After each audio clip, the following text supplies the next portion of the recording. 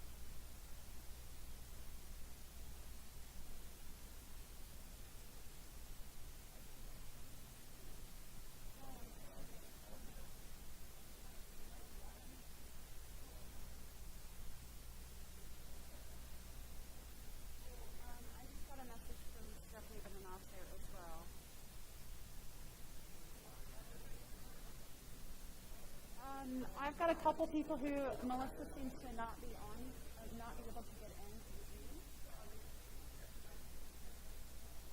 I've got two.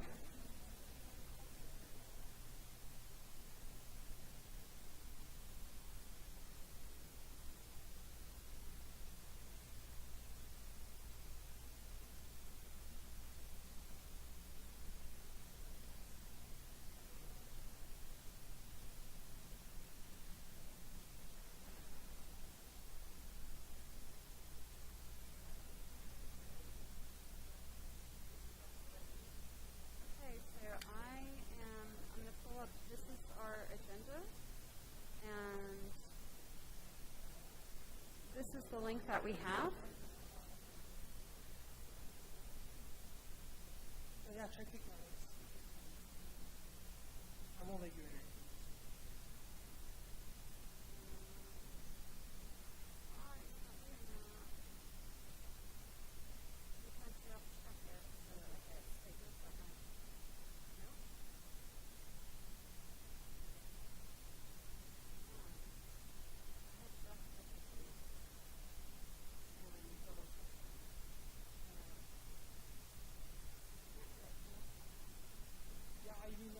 If you give me her email, I can send her directly to iPad. And then she can try from there. Just forward that email, or forward me her email, and then I can send her a link. I've got two for you, and Alex.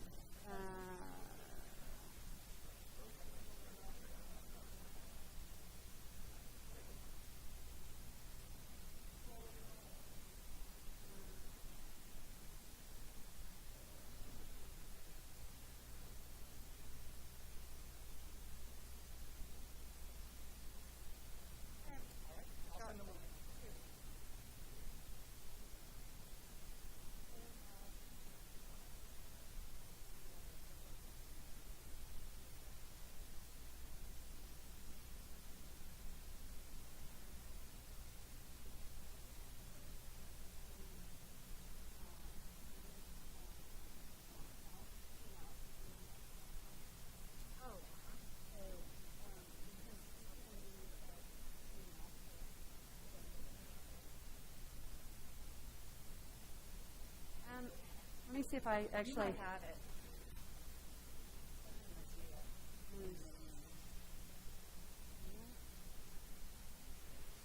Got it.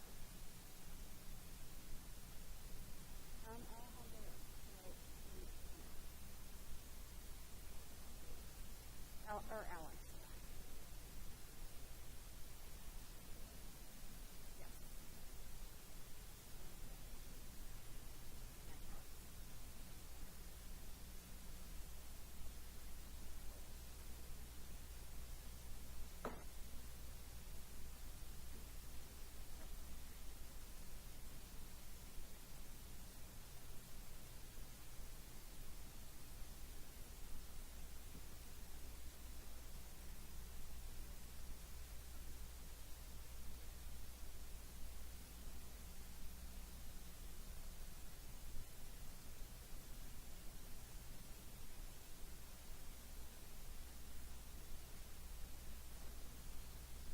As soon as we have Melissa on, we'll be able to start. She needed to do it remotely today.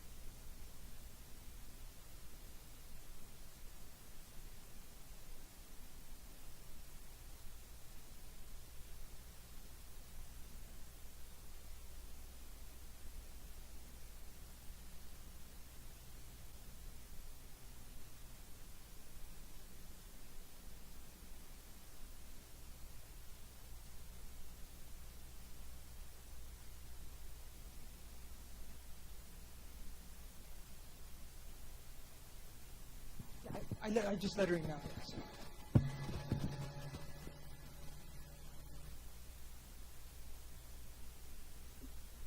Okay, I'm here.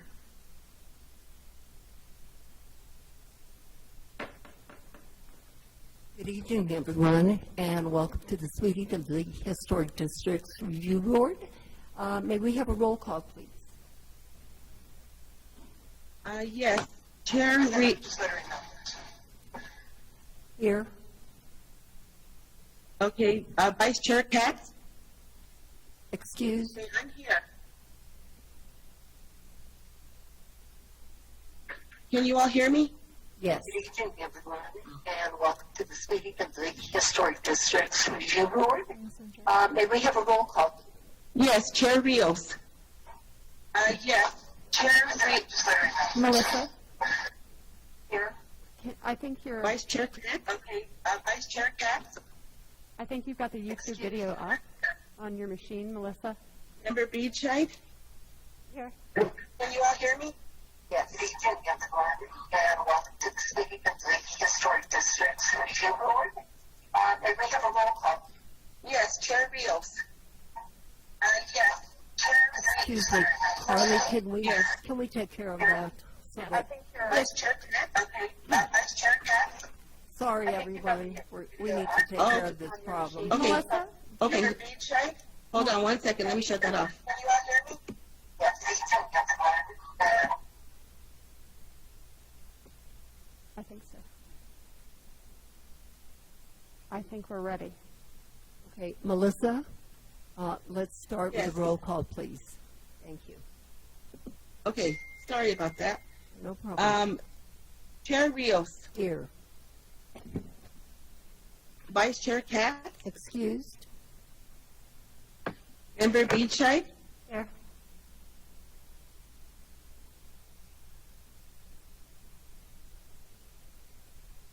is Member Beachide there? Here. Yes. No? Okay, Member Bienvenue, Here. Member Guida, Excused? and Member Larson. Here. Thank you. Madam Chair, you have a quorum. Thank you, Melissa.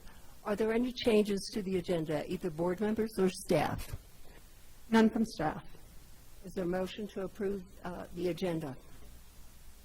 Member Bienvenue moves to approve the agenda as submitted. Beachide seconds. Roll call vote, please. Yes. Member Beachide, Yes. I can't hear you. Are your microphones on? Yes. She's got her mask, so I think it's kind of difficult. Board members, just speak right into that mic. Don't be afraid. Okay. Thank you. I'll start over. Member Beachide, Yes. Member Bienvenue, Yes. and Member Larson. Yes. Thank you. The motion has been approved. Okay, thank you. We have minutes of June 14th, 2022. Any changes to these minutes? Anyone?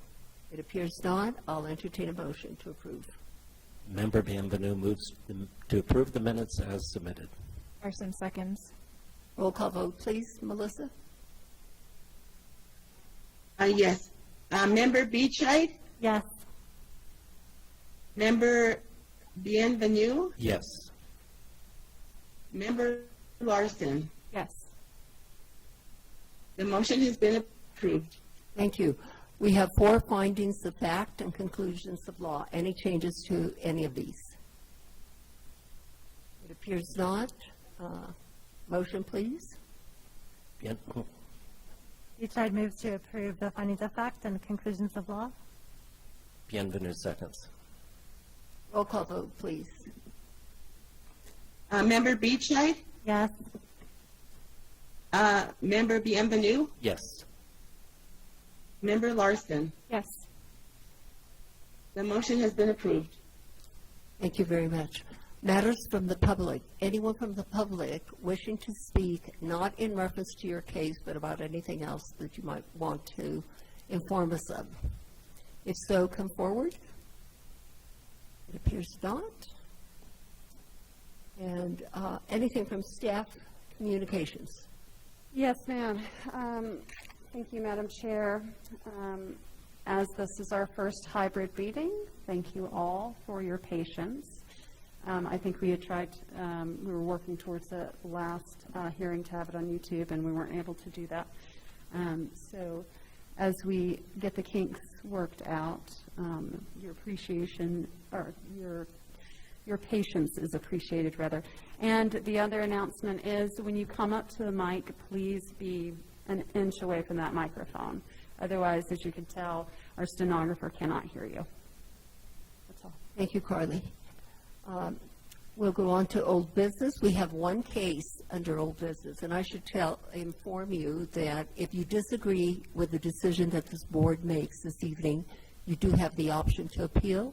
You would be appealing to the City Council, and there are time constraints in reference to your appeal. You have 15 days after the findings and conclusions have been approved and adopted and approved. The first case this evening is located at 110 Calle de la Peña, and Angela, may we hear that case, please? Yes, Chair, members of the board. I do need this closer, don't I? Okay. This first case is, as you said, 110 Calle de la Peña was the historic, but it actually is officially Calle de Pena, which we discussed on the site today. No, it has an Enye. Everybody, let me give you a little Spanish lesson. If it has an ñ, it's Peña. That's probably a last name. If you say pena, pena means like a worry, something that you're concerned about. So, Calle de la Peña. Okay, glad we covered that. So, 110 Calle de la Peña, which is up on the screen. That is the front of the house. It's a 2,800 square feet, two-story residence with attached casita, listed as contributing to the downtown and east side historic district. Constructed in the late 1940s, the Spanish Pueblo Revival style U-shaped structure began as a simple one-story adobe rectangle with its entrance on the south elevation.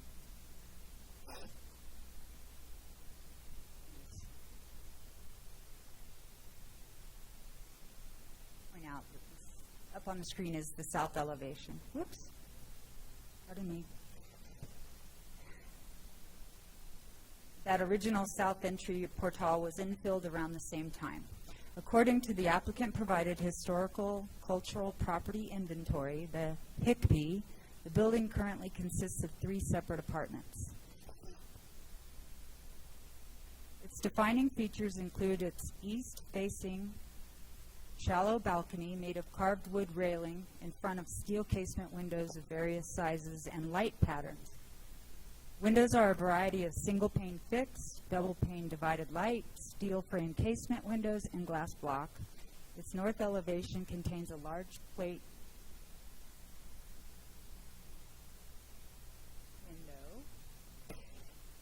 window, which is a casement. Its size is 11 feet 2 inches by 8 feet 8 inches. Windows have exposed wood lintels that extend beyond the window and the door widths. The 6 feet stucco east yard wall and gate arches were added since 1990. The recent HICP describes the multiple historic alterations between its original construction in 1948 and the subsequent 5 decades. I'm going to go to the facade diagram, which has the footprint. Okay.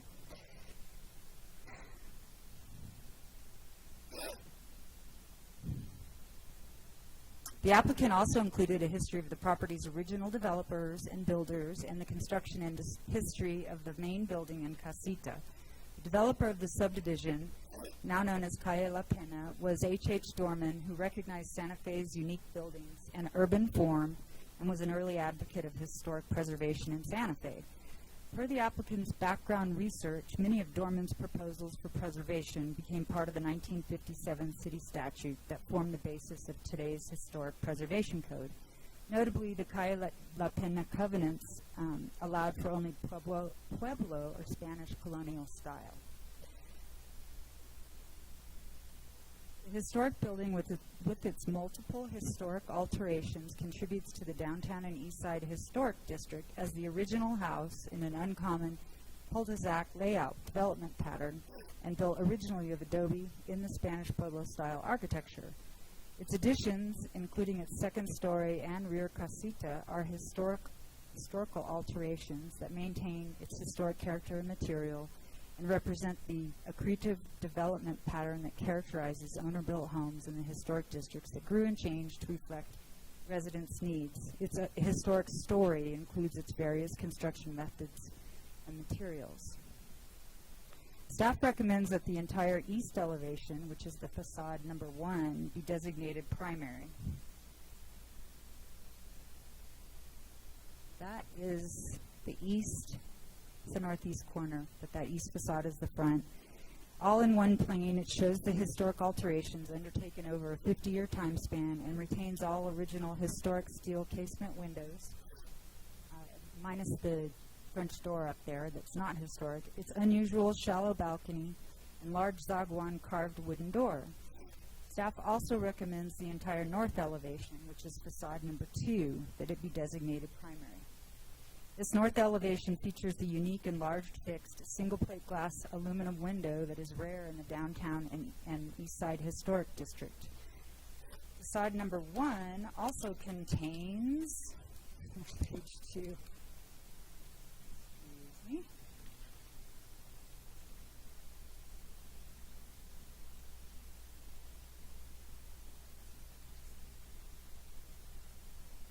That's the north elevation that I just referred to. One end of it, the east end, and then the west end.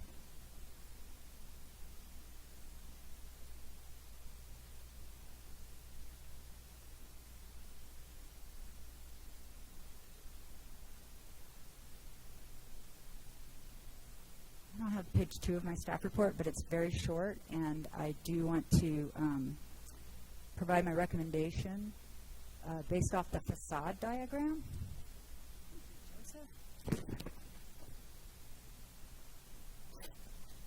Okay, so facade number 1 also contains 2 identical steel casement windows with elongated exposed windows at the west end of the house. With respect to the casita, staff recommends facade 1 be designated primary because they continue the casita Spanish Pueblo revival style as a historic addition. And I want to make a correction for the record that the facade diagram in your packet has 3 different numbers. Use my pointer. This is the facade. It's not showing up.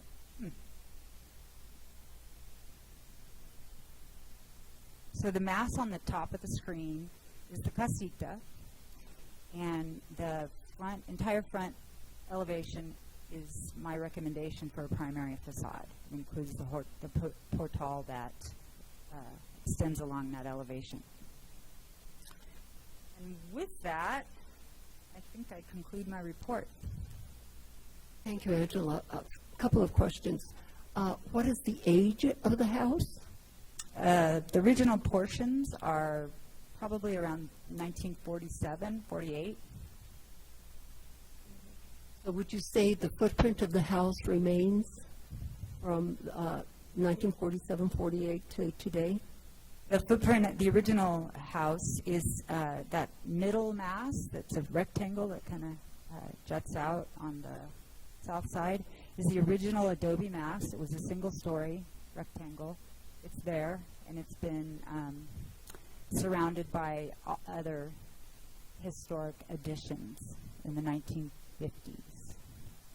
Thank you. Are all the windows on this house steel casement? Or steel windows? To a large degree, I believe they all are. There is a glass block little area off in the casita that's not really easy to see. I think I know the balcony has a set of French doors that are not steel frame. And the casita is attached to the main house, correct? The casita is attached at the top of that diagram where you see the red and the blue X's. That it doesn't. There's not an interior throughway, but it. Oh, it does continue. Okay, but it is a separate. It's a casita, and it is connected at that southwest corner. The portion of this house that is the original house, did it have an entryway, and does it still have that entryway? Yes, Chair. The original entry was the south end of that rectangle, so it's now in the courtyard, and it's the bump out of the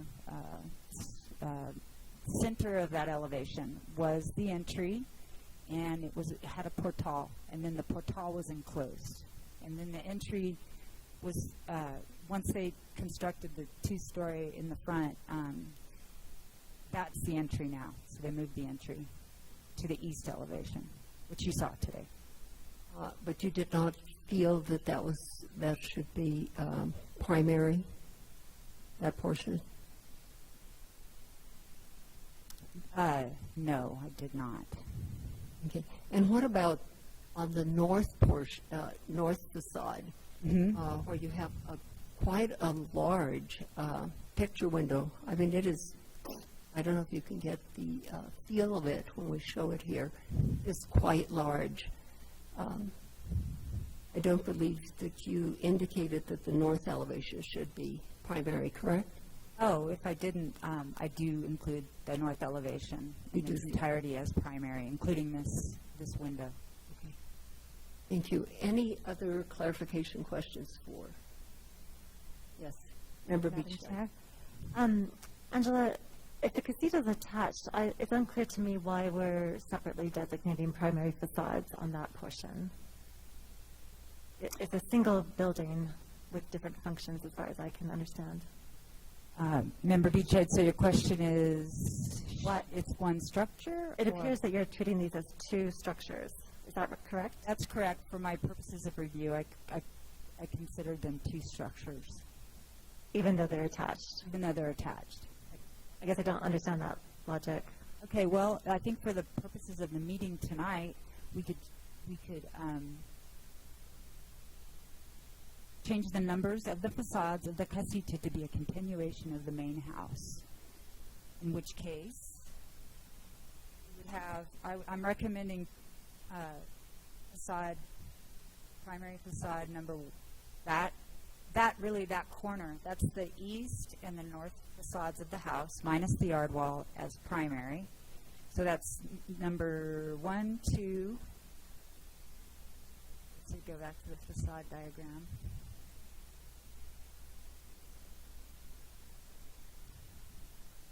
So around the corner from that west end of the north facade is facade number 3, and then facade number 4 of the casita. Actually, no, I see what I have a facade 4 on the main building, and a 5 and a 6. I think I broke it up just to make it less complicated for this reason. Ultimately, you're recommending 4 facades on a single building. Ultimately, I'm recommending 2 facades and 1 more. So on a single building, 3. Technically. Okay. With respect to this north elevation we're looking at, is that lower portion the converted garage? No, that is the western end of the north elevation. So that is a continuation. It actually, if they were spliced together, that's the elevation. Can you show me on facade number 1 where the garage, I think the garage was included on facade number 1. It is. And it's at the south end that you can't see here, but I think I had another photograph straight on or head on over the. It's in the packet. It's the Hickpie. Okay, I can look at that. Thank you. Mm-hmm. Any other questions? One last question about the large window. The Hickpie describes that as non-conforming. And how are we reconciling that with the recommendation for a primary facade? Based on my opinion and research, it's a historic window. It was put there by the 50s, and we have steel casement windows around the house. And since it's an original casement, it's worth preserving just as it is. Okay, thanks, Angela. Mm-hmm. Any other questions? Yes. Member Benvenue. Thank you, Madam Chair. Thank you, Angela, for the presentation. So one of the things that came up in the field trip in looking at this is noting the very distinctive character as well as of the structure, as well as its preservation, as well as its how it is situated in that very distinctive subdivision that was created by Dornan. And I just would like to get your opinion as to the difference between contributing and significant status in this case.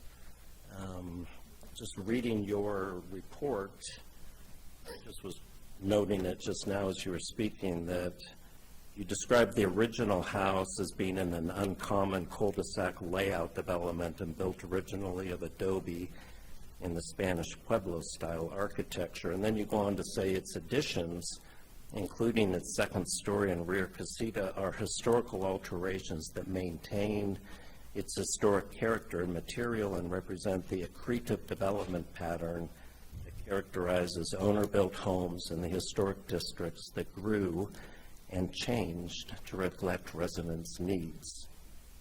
Its historic, quote-unquote, story includes its various construction methods and materials. And all of those historic additions were in place, if I understand correctly, by the 1950s. Is that right?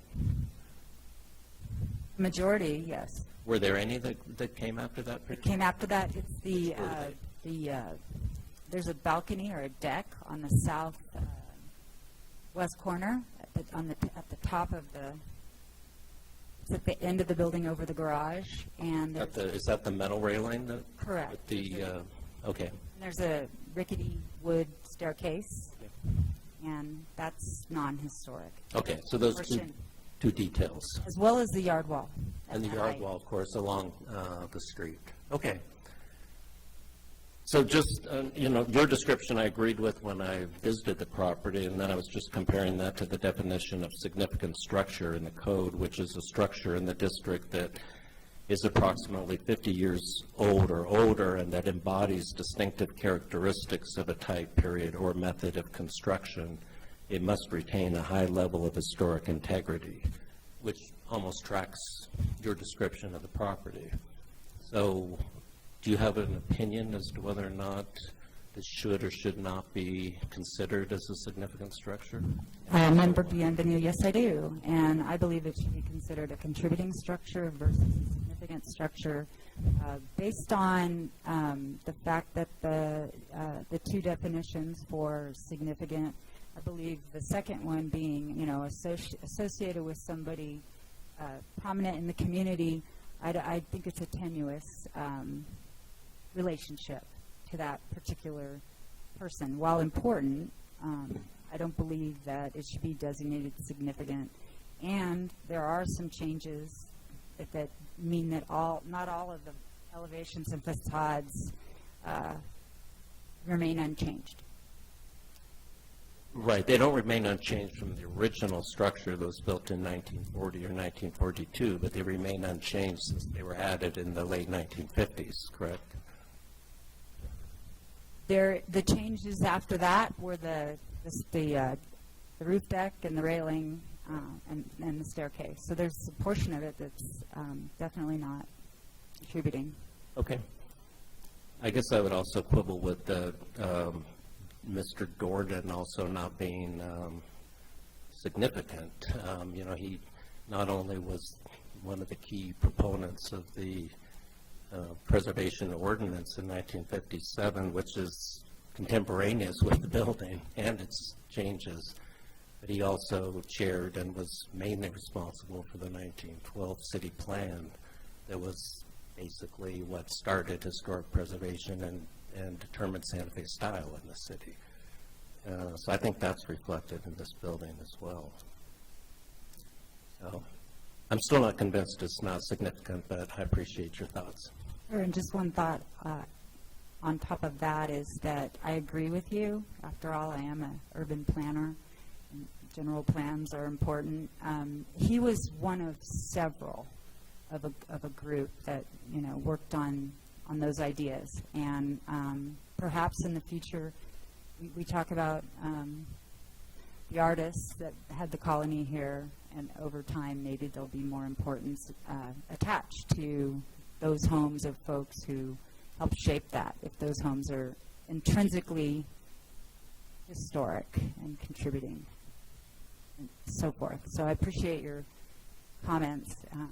Yeah, I don't think it meets the threshold for significant. One more question. Is this on the State Register of Cultural Properties? According to the recent HICP in 2022, it is not. In the previous HICP, it says that it is. So I'm going with the latest research that the applicant had provided or had done, and it says that it is not on the National Register or a state register. Member Beachside. I just wonder if maybe staff could clarify how we're interpreting the definition or criteria for a significant property, because I think I'm hearing something different than I understood. I mean, the way I read the code is that a significant structure must retain a high level of historic integrity on top of meeting the 50 years or older. And then additionally, it can be associated with a person of prominence, or it may be listed on the historic register. Are we saying we have to meet all of these criteria now? It's either or. Yeah, it's or, right? Right. So, and also, I don't think it has to be associated with a person or on the registry. It can just be a building of historic integrity that's been preserved over time, and that meets the age criteria, correct? That is correct. Okay. Member Larson. Just to add for the record, in terms of the National Register, Angela, this is a contributing building to National Register District, so I think that would, indicate that it's on the register. Thank you, Glenn. I believe that the survey that was done recently does not reflect that. What are you reading? I'm referring to the Hickey report from 1983, I believe. Yeah, the 83, and then there's a 91, and the most recent says it's not on a historic register individually listed, and it says why, and it says it's in our historic district, of course, and it's contributing. So was it removed from the National Register District nomination? Because usually those are not modified. Yeah, that is not my area of expertise. That is expected when professional HICPs are drafted. So you have to, I guess, go with what that person. I'll jump in here. Yeah. It's likely that it was being seen as if it's listed individually. That's where I believe he's answering that question. What the HICP in 1983 is saying is that it is contributing under the National Register nomination. Right. That's all I was trying to clarify. So technically it would still be, listed as a part of the overall district on the register. Anything else? I don't have anything else. And in our evaluation, it rests on the board to decide whether this should be contributing or significant. With that being said, will the applicant or applicants please come forward and get sworn in?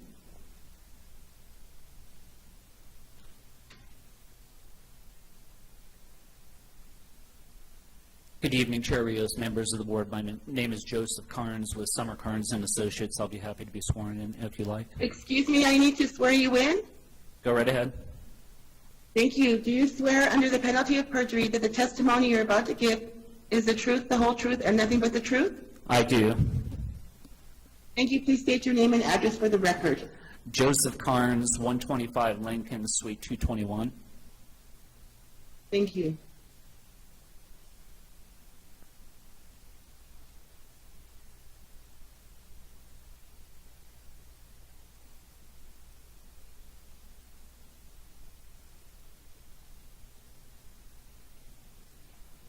No, that's fine. We'll be patient.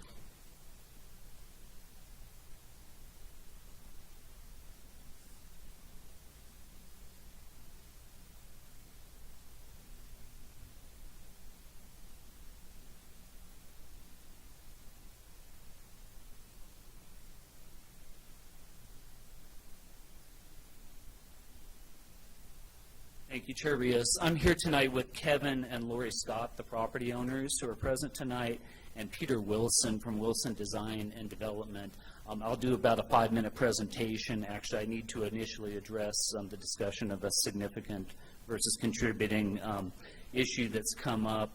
The Scotts retained Ray Patterson to do a window assessment, which is in your packet, and also the services of John Murphy to do the HCPI update, which is also in your packet. Mr. Murphy's report suggests that only the east facade of the main house be designated as a primary facade. We agree with that assessment, and Mr. Murphy also takes the position that the contributing status that currently exists is the appropriate status for the house. As far as the discussion of a significant status and upgrade, I think it's important to point out that the north facade of the house, according to both the HCPI and Mr. Patterson's report, is not a historic facade, but rather a modern facade. Mr. Patterson indicates clearly in his report that the large 11 by 9 or so window is a 1990s vintage window, was his assessment in the window assessment.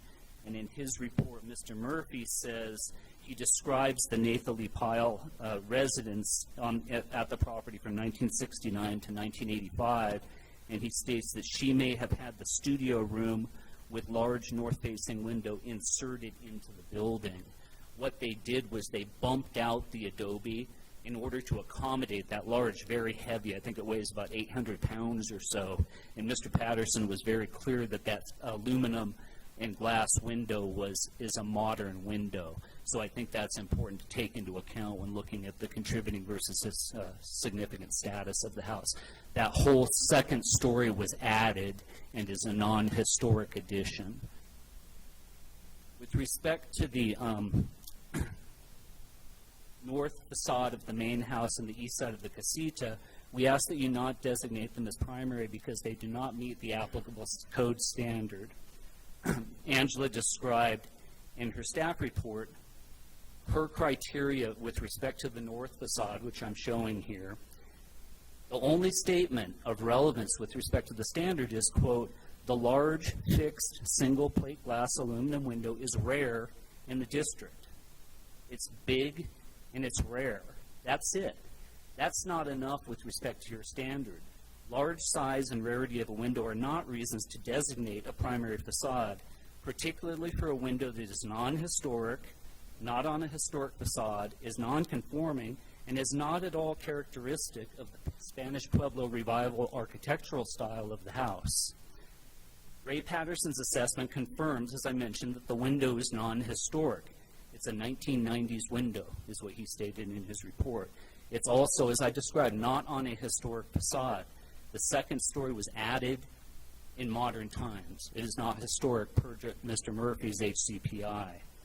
Mr. Murphy also states that the window is non-conforming, as has been mentioned earlier. Your code, section 1410.1 states, quote, it is the intent of this article to allow legal non-conforming structures to be maintained until they are removed, but not to encourage their survival. Your own code is willing to tolerate a window like that, but not to encourage its retention going forward. Finally, and this might be the most important point, that window is not characteristic of the Spanish Pueblo Revival style of the house. It is a metal and glass storefront window that is not harmonious with the historic style of this contributing residential building. To be a primary facade, the north elevation and its large window would need to include features that, quote, define the character of the building's architecture. This non-historic window has nothing to do with the building's Spanish Pueblo Revival architecture, and the standard for your designation of the north facade as primary is simply not met. Now turning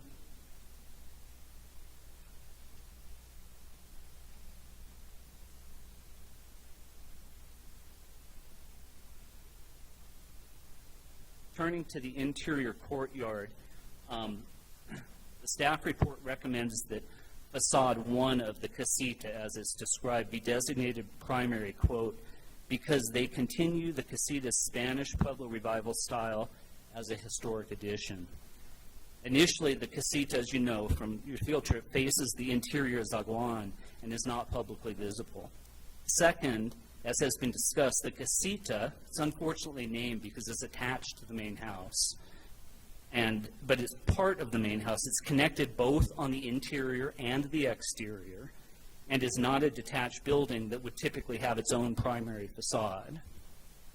Mr. Murphy did not recommend that the east facade of the casita be designated primary because of their non-historic modifications. First, Mr. Murphy states, quote, "The wood components of the portal do not appear to be original. As you could see in the field," and I have a photo here for you,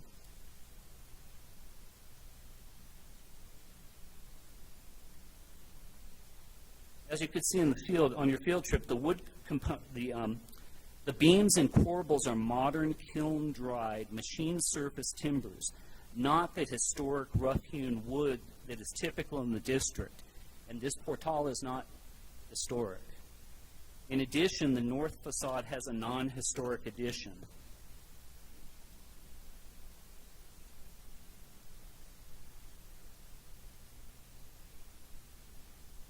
This is the north portion of the casita facade. Mr. Patterson's window report states that the glass block bump outs for the bathroom expansion were installed in the 1990s. And finally, as you saw in the field, the portal is quite narrow compared to historic portals in the district. Really, there's more of a porch on the south side of the portal near the entrance, and as you can see, the north portion of the, quote, portal is very narrow and not typical of most portals in the district. So, the portal in front of the casita is built from non-historic materials, and the north facade has a non-historic modification. Again, your standard requires that to be primary, the facade must be a principal elevation of the building with features that define the character of the building's architecture. Under the logic of the staff report, all facades reflecting a historic architectural style would qualify as primary, contrary to the plain meaning of the term primary facade. This is not a principal facade of the house, is not a separate structure, and does not have features that define the character of the building's architecture. Those are best exemplified, as Mr. Murphy points out, by the east facade of the house that faces the street. In conclusion, we request that the board maintain the contributing status of the house and designate only the east facade of the main house as primary, as Mr. Murphy has suggested. I'll be happy to stand for any questions you may have. Any questions for Mr. Carnes at this time, board members, or comments? Member Larson. Thank you for your presentation. I guess I'm a little bit confused about the evidence behind the window dating. I think from the documentation that we have from Mr. Murphy's report, it's very clear to me, at least in the narrative, that the majority of these modifications were conducted in the historic period. It does become a little bit more difficult to find hard evidence for dating something of the non-wood material. But I think because aluminum windows like this have existed through the modern period and potentially into the contemporary period, with it becoming much less of a common sort of material in the 90s, especially this shiny aluminum that we've seen several times on this board as being a part of the post-war years up until the 80s when they start, or mid-70s and 80s when they start manufacturing aluminum painted or colored windows, casement usually. So I guess from all of that, I just want to say that I appreciate the effort that you've taken to consult with a window specialist. But I find it a little bit precarious when, we sort of are making judgments without, hard evidence on the material itself. So in that case, I think it's appropriate to rely on the extent of the documentation that we already have, which I will add has been really well researched and well done based on Mr. Murphy's report and Angela's synthesis of that. Any other questions or comments? Chair Rios. If not, yes, Mr. Carnes. Thank you, Chair Rios. In responding to Member Larson's question, I just want to point out that the Scotts went, at the suggestion of staff, retained a window assessment specialist and retained Mr. Murphy to carry out the HCPI. I know they aren't making recommendations. It was my client's decision who to hire. There's a list, and they go by the list. But my point is that my clients went through the expense of hiring the experts to carry out this work. Unfortunately, you might have noticed there are a number of air photos in the packet that were part of the HCPI. Unfortunately, it's difficult sometimes to identify when a second story is added onto a building through air photos. But Mr. Murphy in his report does state the age of the studio space is unknown but seems modern. And Mr. Patterson did state very clearly in his report that his conclusion that the large picture window was, storefront window was of 1990s vintage. And so we're, doing the same thing. We're relying on the experts that the Scotts hired in order to present the case to you. So hope that's responsive to the question. Thank you. Thank you, Mr. Carnes. Angela, what is the evidence that you have in reference to the date of that window? The HICP, most recent HICP by John Murphy, talks about this large plate glass aluminum window was put there in modern times, and modern means 1950s, 1960s, 1970s. With respect to the window assessment, that was not presented to me when this case was put together, and so that's that, and that's why it's not in your packet. But I disagree that, based on John Murphy's survey, that the second story is non-historic. It's clearly historic. It was stated in his HICP, and the aluminum window as well, that in question on the north facade. And just to further bolster my recommendation, I'm going to go to the first picture about, now I'm not.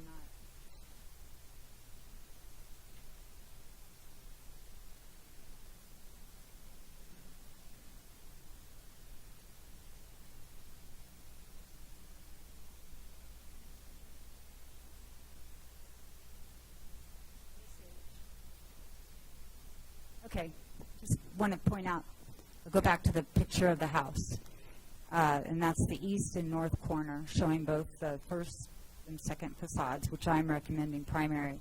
The north facade meets the definition of primary facade because it retains all of its historic materials and the character of the lintels, which are more deep set and extend over the windows.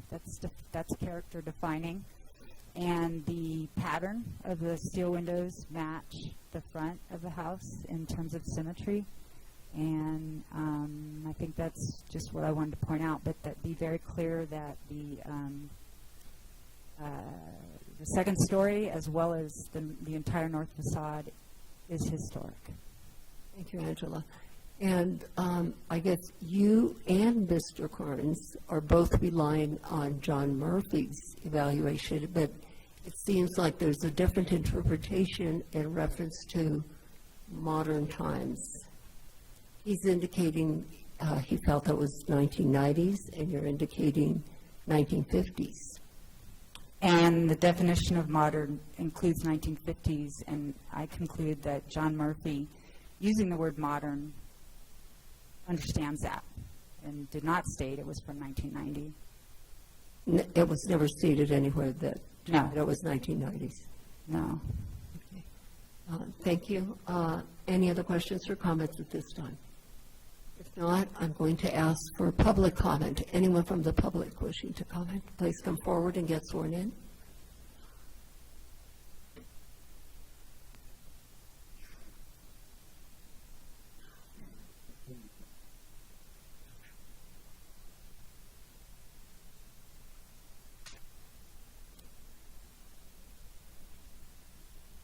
Yes, sir. Mr. John Eddy. Madam Chair, Yeah. would you like me to keep time for 2 minutes? Oh, please. Maybe yes and maybe no. I don't know. I think that this evening we don't have a lot of cases. So, but you can indicate to me when it's 2 minutes. And thank you, Carly. I'm actually waiting to be sworn in. Yeah, Melissa? Okay, I'll go ahead. Yes, I will go ahead and swear you in. Do you swear under the penalty of perjury that the testimony you're about to give is the truth, the whole truth, and nothing but the truth? Yes. Thank you. Please state your name and address for the record. My name is John Eddy, P.O. Box 845, Santa Fe, New Mexico. I'm sorry, Tasuka, New Mexico. My P.O. Box. I think that's it. Thank you. Thank you. Madam Chair, board members, obviously you're on to a complex case, and I appreciate it when you get onto a complex case and you take your time. I very much appreciate it. First thing I want to say is that I appreciate board members Bienvenue identifying H.H. Dorman's association with this house. H.H. Dorman was integral to our understanding of what Santa Fe should and had become through time. So association means a lot, I think, when it comes to historic structures. In some historic structures, it's everything. If they actually physically built the house, that's one criteria. His association with the subdivision is also part of that as well. I don't want to take up too much time. The idea of this window, I have one question that could be explored further because we're going back and forth on this. The original aperture of that window, do we know the history of the aperture, the opening of that window? That window is classic of a north facade artist's studio. If this was placed there during the 1950s, it is very important to the character of that house. As we all know, the east side of Santa Fe was rife with artists and artist studios. So I think that needs to be taken into consideration and verified. I don't want to take up more of your time, but I really appreciate your diligence on this. And I appreciate the fact that the owners hired John Murphy as well as Ray Patterson to work on this property. But the balance of these different reports is very important, and the classifications throughout the reports, I think, need to be understood and melded, perhaps. Thank you. Thank you, Mr. Eddy.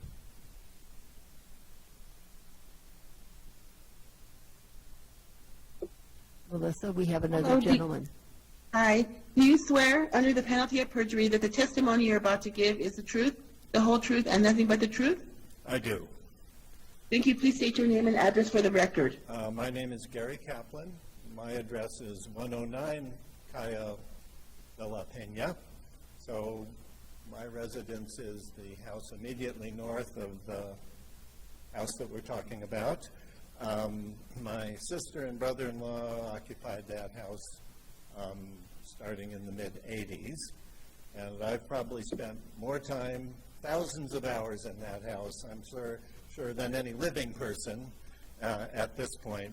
And I can tell you at one point I tried to wash the aluminum frame window in question and nearly killed myself doing it. I have the best view of that window from my house because it faces north. I'm not in any way fond of it stylistically. It certainly doesn't blend in with Spanish Pueblo style. I think you're better experts at that than me, but if you just want to know my aesthetic opinion, I've never liked that window. I don't like it now, and if it were replaced, I wouldn't object. The one other thing, you have toured the house, so you know that the casita in back, there are 2 steps down. So that's another indication that's really not part of the original house.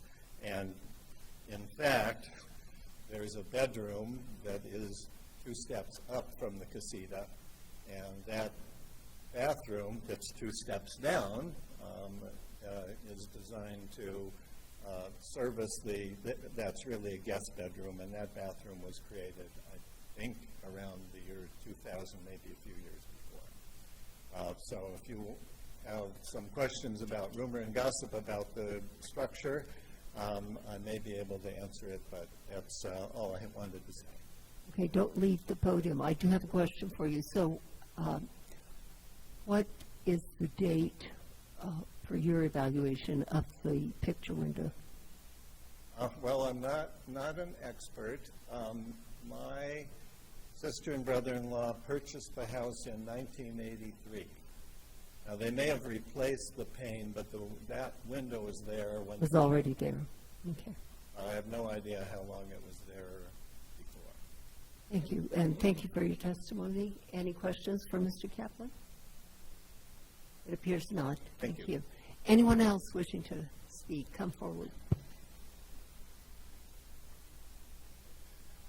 Hi, I will swear you in. Do you swear under the penalty of perjury that the testimony you're about to give is the truth, the whole truth, and nothing but the truth? I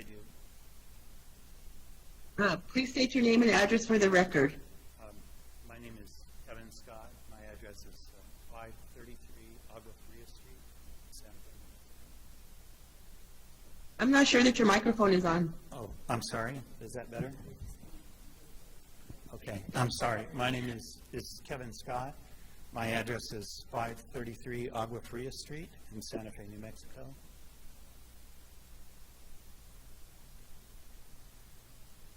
Yes, Mr. Scott, you have the floor. I guess the first thing I'd like to address is the question about Mr. McDormand and the provenance of the building. The building was built by Conrad Bell, as you can see in the HCI packet. It was built in the McDormand subdivision.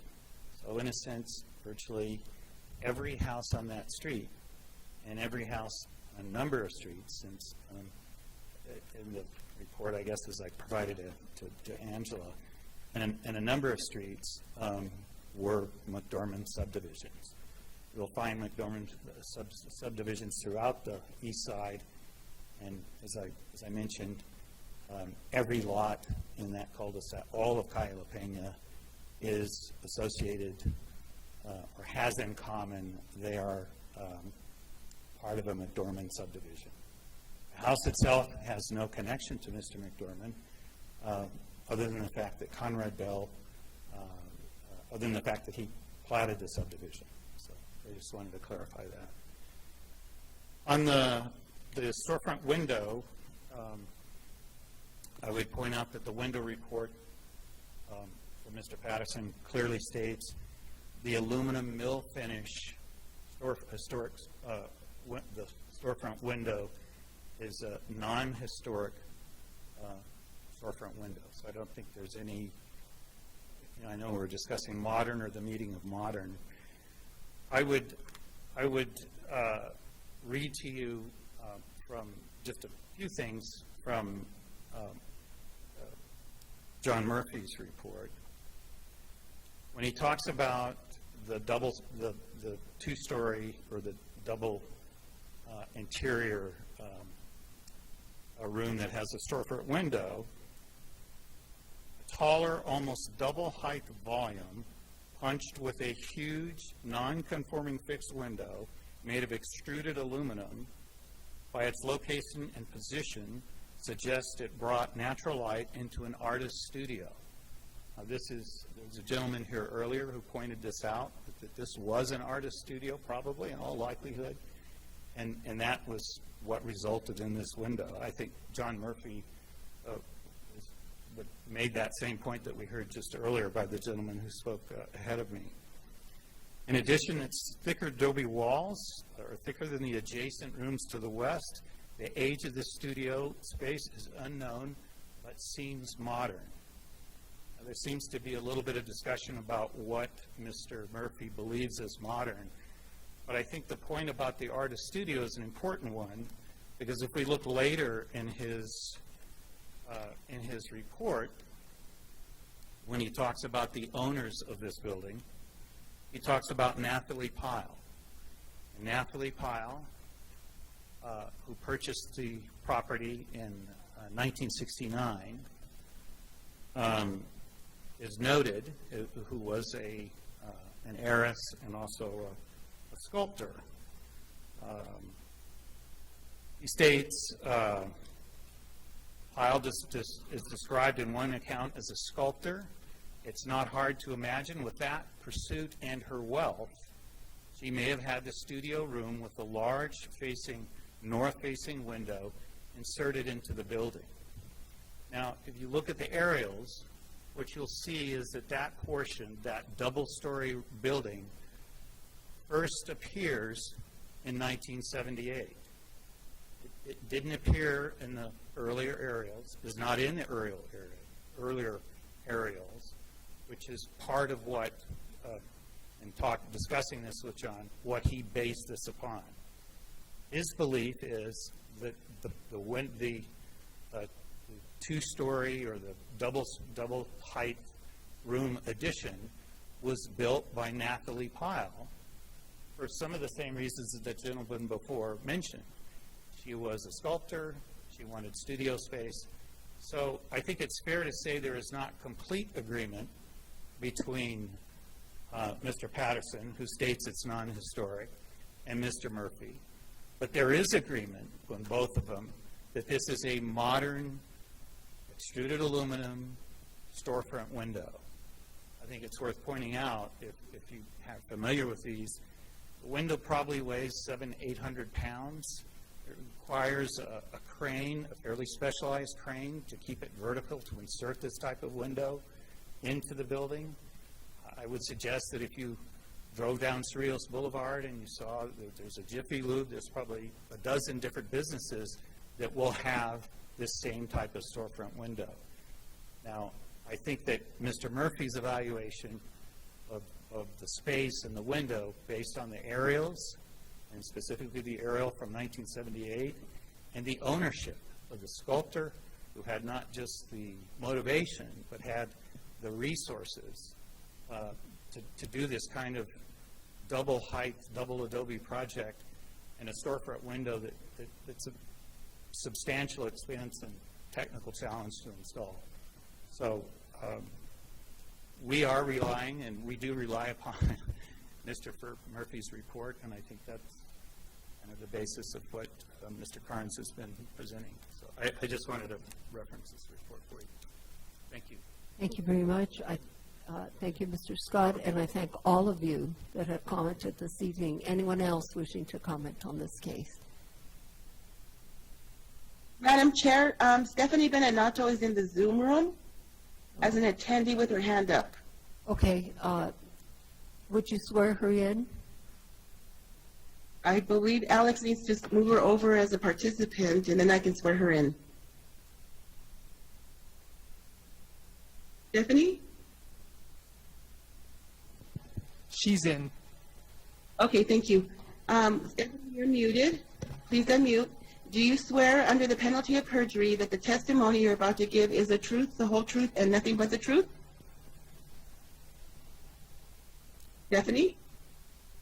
We cannot hear Stephanie.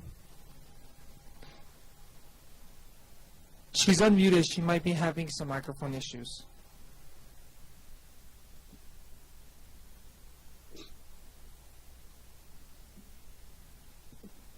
Stephanie, can you hear us? I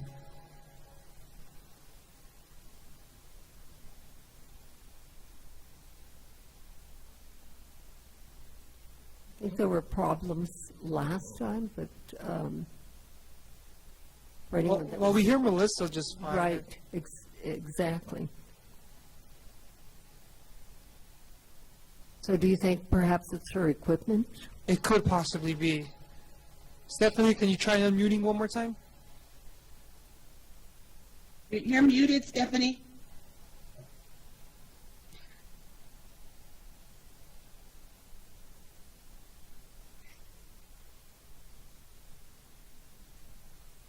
Stephanie, can you please unmute?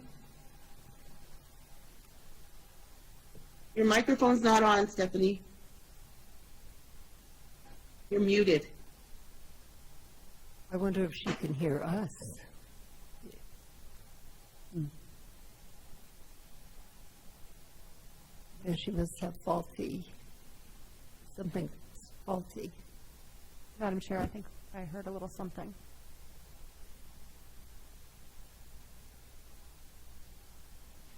Stephanie, can you try to speak very close to your mic?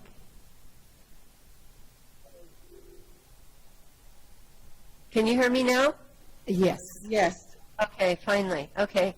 I just want to tell you that the connection is so bad that all I'm hearing is a lot of like high-pitched beeping sounds, and people's words are like, I get half the words that are coming through, and really you had a Zoom link that didn't work at all, wrong password. I came back in, it's a different Zoom link.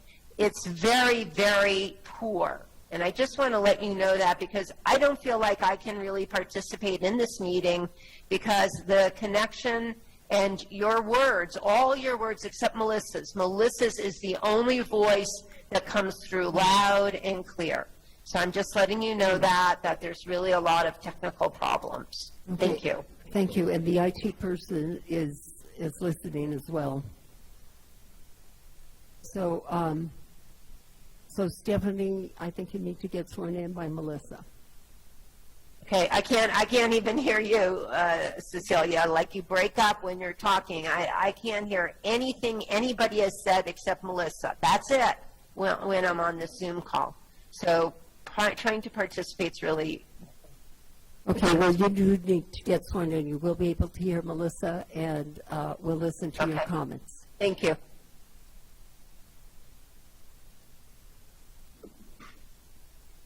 Melissa, go ahead and swear her in, please. Okay. Do you swear under the penalty of perjury that the testimony you're about to give is the truth, the whole truth, and nothing but the truth? As I said, I can't really participate in this because I can't hear what anybody said at this presentation. Not one word was clear in the presentation. Not John Eddy's, not the witness after him, not the witness after him, although there was a few places where I could hear the third witness, could not hear the person who was the agent. So again, I don't feel like I can participate in this meeting, and I'm sorry, I would like to make comments, but I don't even know what people said at this point. So I don't feel that I would be informed in my comments. Thank you. Okay, thank you, Stephanie. Okay, so it appears that she would have been the last person to give her comments, and I'm wondering if the board members have anything further to say. Sorry, I'm turning to that side. Oh, I should have sat on the left. So I'm really appreciative of all of the research and thought that's being put into this case. I think it's, a really good comment was made about, the overall development context. And I think, when considering significance, yes, we can designate something as significant based on its architectural and design merit. But I think, it becomes sort of a slippery slope in a way when we don't have as robust of a record as I think we might require in this case, where, there are some very dominant elements that are in question right now. And I think the building conveys enough to be contributing and to maintain that status within the district. But I think, if we were to consider this as significant based on its architecture and based on its association with the greater development group, I would want to see a little bit more, concrete evidence based on that. Especially, when designated something as significant, I would want to see comparison properties,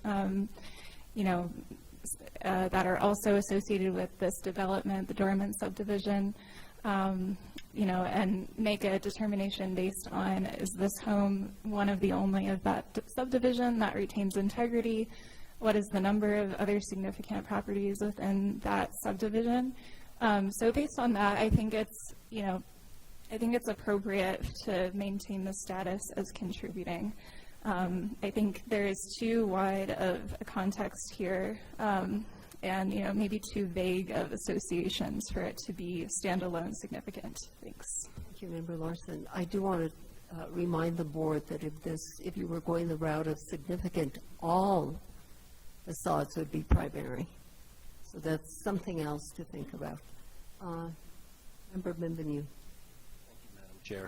I actually agree with Member Larson's comments as well. I think that the record is just inadequately developed at this point in time to support the view that I think is set forth in the staff report, that most of this, except for some detailing, was in place by the late 50s.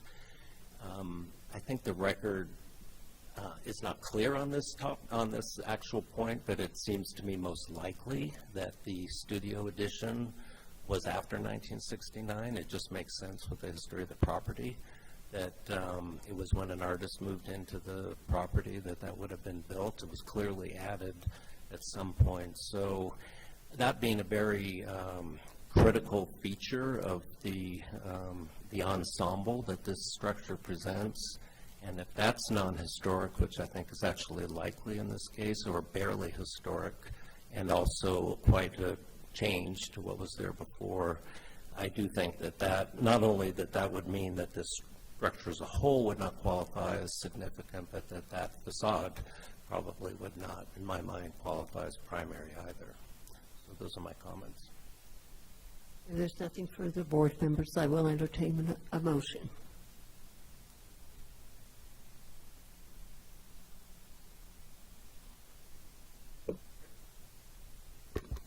Member Beachside? I'll try to make a motion. In case number 2022-005345 HDRB at 110 Calle de la Peña, I move to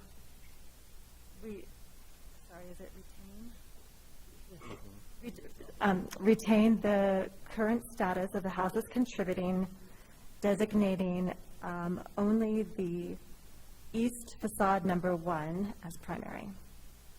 Is there a second to this motion?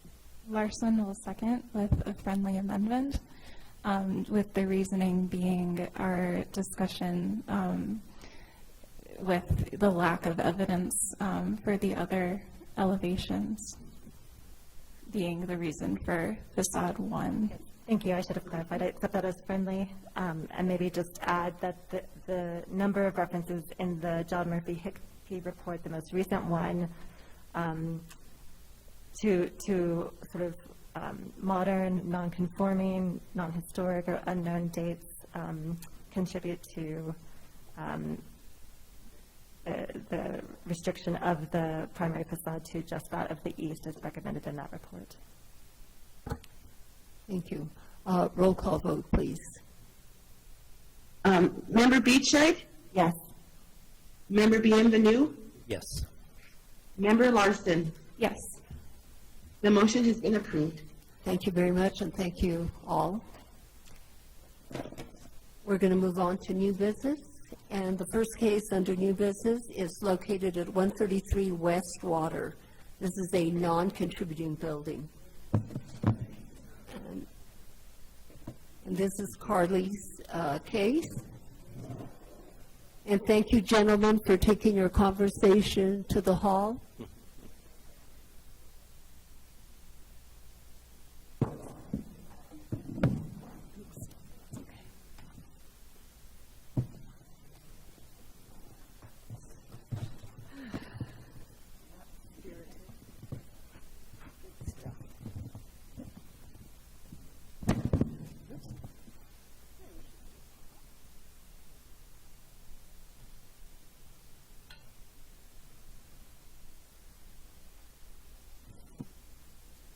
Madam Chair, did you Yes. call for the case? Aye. Excuse me, there is a lot of conversation taking place in, sorry, I don't mean to be rude to you, but then we can't hear very well. Thank you. Okay, thank you, Madam Chair. This is case number 2022-005383, which is located at 133 West Water Street in the downtown East Side Historic District. So we are looking at a 2-story building. It sits at the corner of Water Street and Galisteo. I'm looking at the elevations here where there are no proposed changes. On this little site plan, you can see that little red area is where most of the proposed changes are taking place. And this is that area, the east patio, and this is the elevation photos. Now, this building underwent extensive remodel in the between 1992 and 97. So it's kind of a bit of a mission style that has had a contemporary look to it now. It is a commercial use. This is the patio, and these are where those changes are proposed to take place. Here's also this little alcove area that a couple proposed changes for doors and windows. Here you can see the site plan, and this is where you can see the details. My cursor is where most of those details, and right over here, the crux of this is really how much public visibility there is, and I believe there's a fair amount from the streetscape. So you have the existing up here, and the proposed is right here, and there's that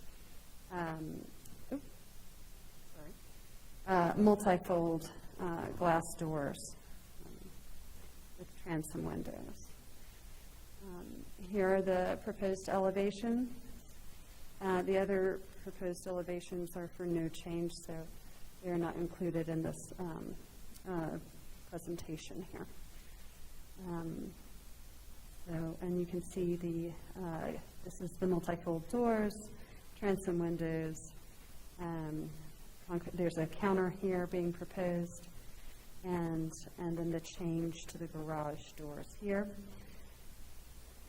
Some of the finishes that are proposed, the dark bronze aluminum, and here's the aluminum doors that are further in towards the patio. More finishes, the tile under the window, integral color concrete counter, and the window color is dark bronze. And then here we have the proposed window in place of the Blue Corn Cafe sign. And then a door with windows surrounding, some transom window.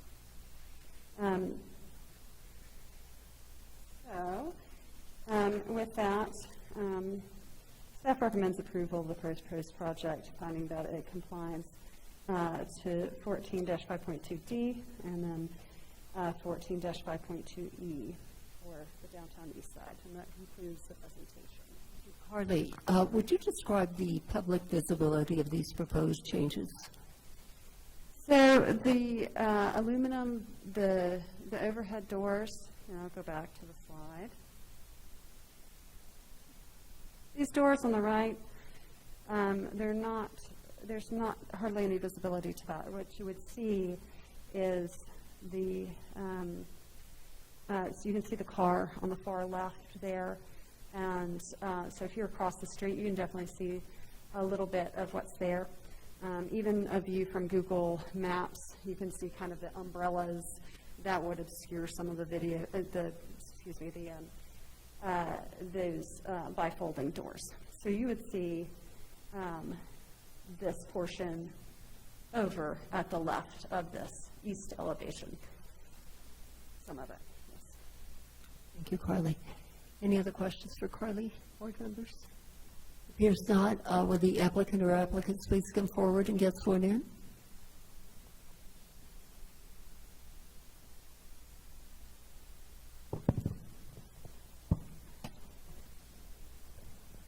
Hello, my name is Michael Krupnick. I'm the architect. Melissa? Hi. Yes.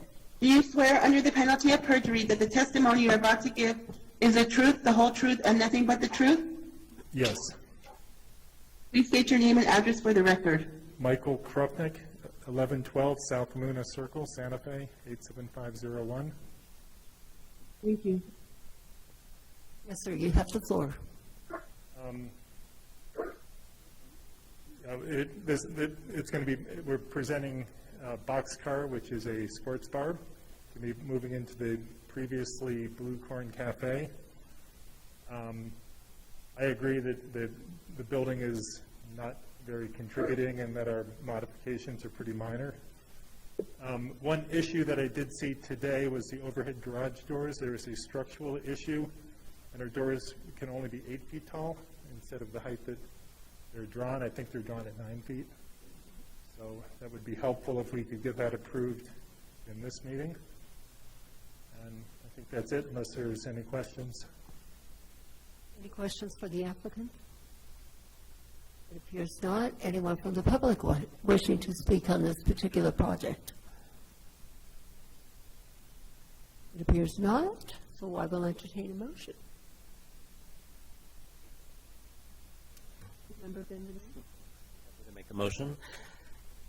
In case 2022-005383 HDRB 133 West Water Street, I move that the project be approved as submitted with the modification that the overhead garage doors will be 8 feet rather than 9 feet as indicated in the plans. Is there a second? Each I will second with a friendly amendment that the drawings be resubmitted to staff for approval prior to seeking a permit. Accepted. Roll call vote, please. Yes. Member Beachside? Yes. Member Bienvenu? Yes. Member Larson? Yes. The motion has been approved. Thank you. Thank you, sir. Thank you. Next case is located at 1572 Cerro Gordo, and that is Angela's case, and let the record show that Member Benvenu is recusing himself from this case, and so I think he'll leave the premises for a minute or two, or however long this will take.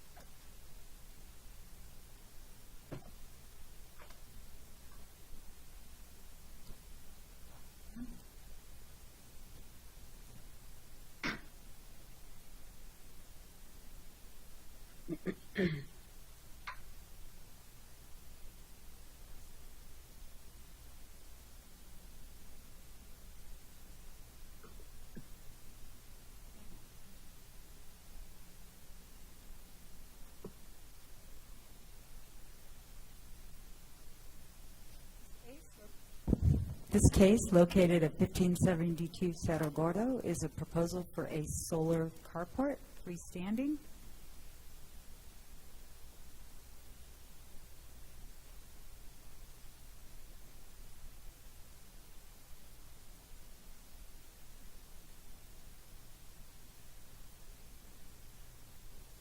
House is a 3,500 square foot and single-story residence with a separate garage, which is listed as non-contributing to the downtown and the East Side Historic District.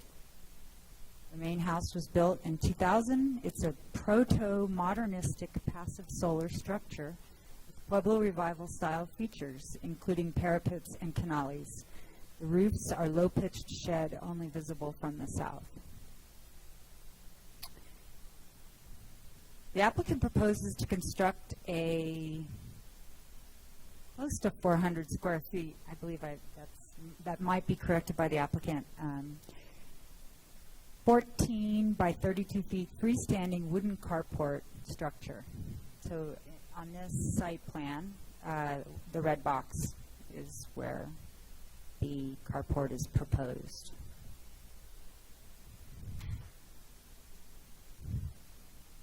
The carport will be wood traditional joinery with simple wood posts, beams, and supporting brackets.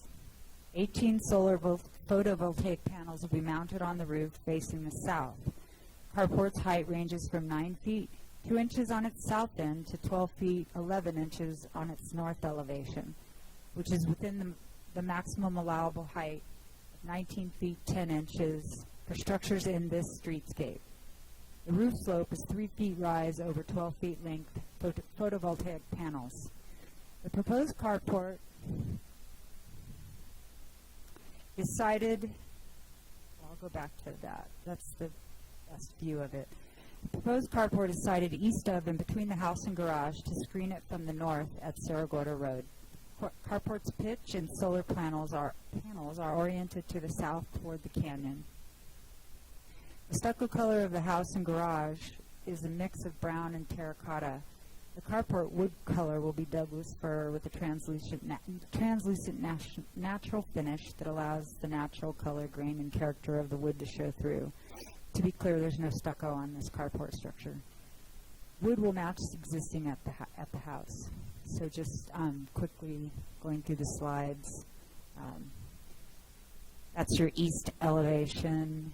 You can see that it's below the existing garage, which was in one of the earlier photographs. This is the north elevation, showing the 2 bays. And this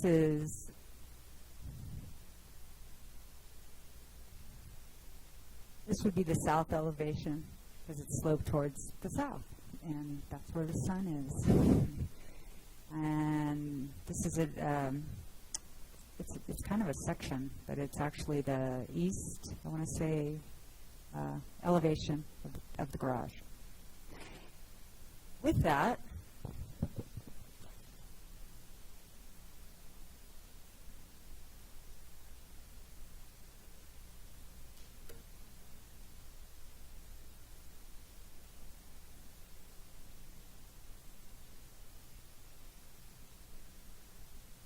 staff recommends approval of the proposal as it meets the downtown and east side historic district standards. Section 14-2.5E. So that concludes my report. Yeah, Angela, so to reach this house, one gets on Cerro Gordo, and you have to drive down a fairly lengthy driveway down to the home, and then the garage is here, the home is here, garage is here, and to the left of that will be, to the left of the garage will be the proposed carport, correct? Correct. And so the public visibility of this project, would you say is minimal? If at all visible, yeah. Thank you. Any other questions? Applicant or applicants, please come forward and get sworn in.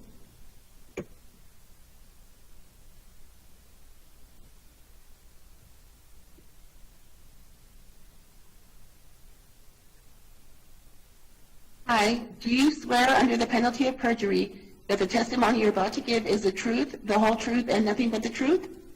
I do. Thank you. Please state your name and address for the record. Zach Hall, 1210 Vitalia Street, Santa Fe, New Mexico. Thank you. Yes, Mr. Hall. Do you have anything to add to staff's report? The only clarification is the square footage is 448 square feet. 448. Okay. Any questions for Mr. Hall? It appears not. And on this fairly simple project, anyone from the public wishing to comment? No one. Motion, please. I'll make a motion. In case number 2022-005347 HDRB at 1572 Cerro Gordo Road, I move to approve the application as submitted. Larson seconds. Roll call vote, please. Member Beachside? Yes. Member Larson? Yes. Madam Chair, the motion has been approved. Thank you very much. Thank you, sir. Thank you. Next case is located at 212A Gonzalez Road, and she's going to get Member Benvenu. This is Angela's case.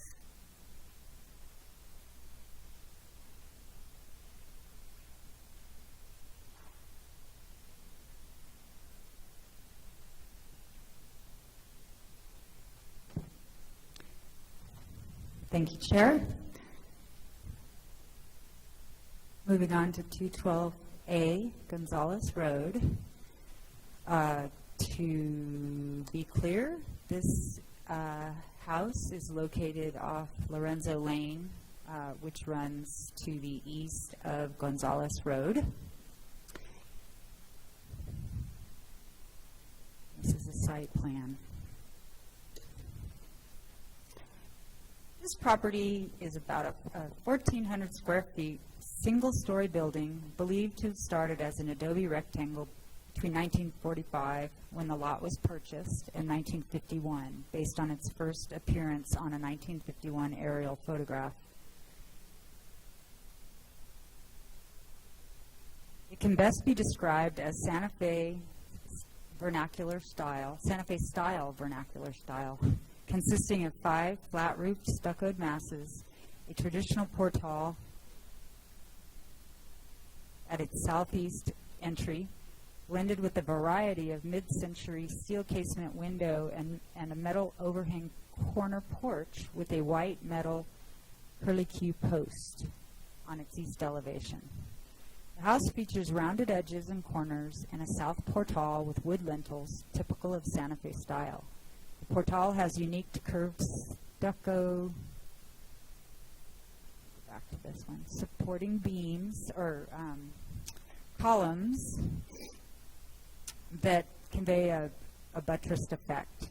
The residence steel casement windows include a southwest corner double window with a 4/3 light pattern.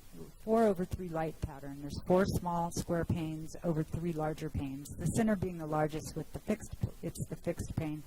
The rest of the house has a 3/3 and 3/2 steel casement mix on its southeast and west elevation, some of which are deep set. The south elevation includes a recent sliding glass door, which you see in this photo right here.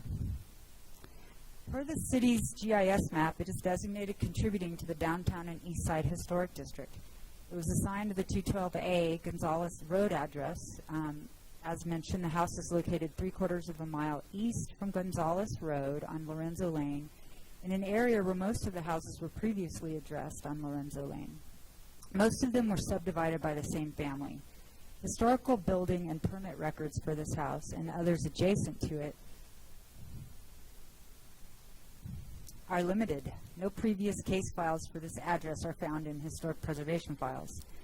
The applicants have requested a primary facade designation as applicable and have provided a construction history along with a progressive footprint of the changes.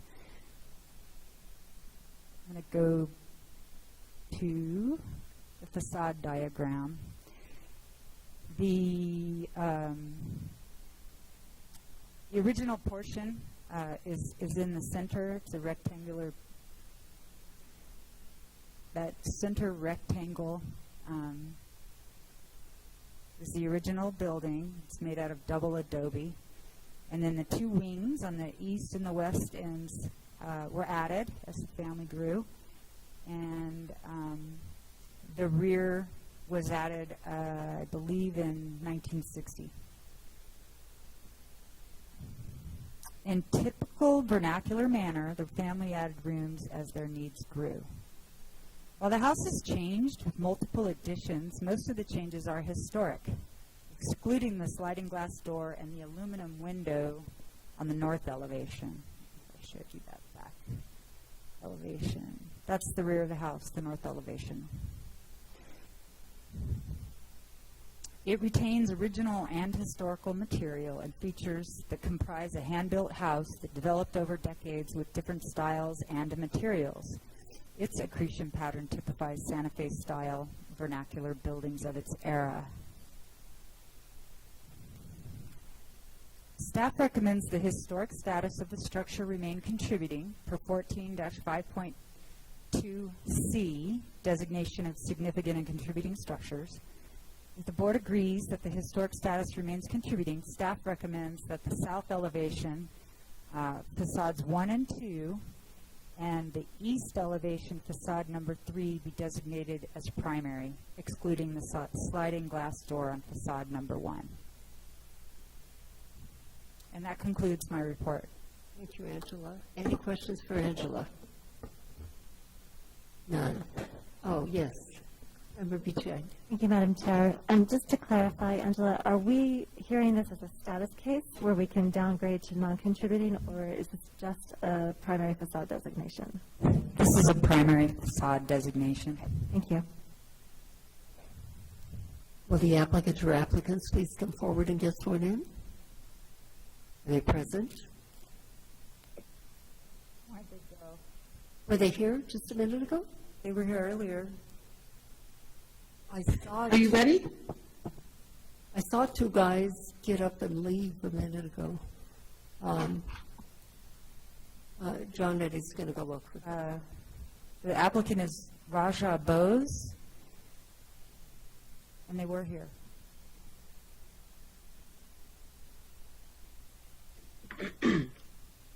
So obviously this is a vernacular style building, and right now it does not have a roof, correct?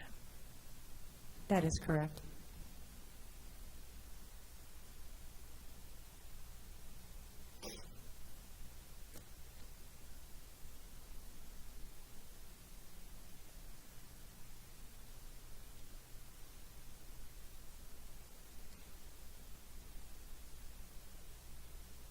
Don't have any good jokes to tell you guys, so we're just going to have to stare at each other.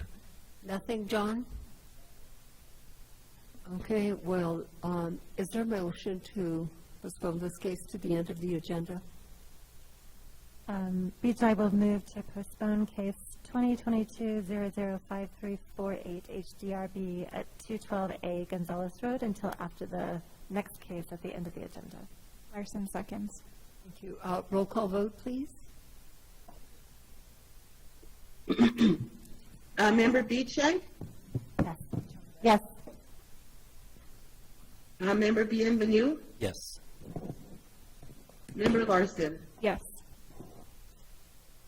The motion has been approved. Thank you. The next case on the agenda is located at 532 Don Caspar Avenue.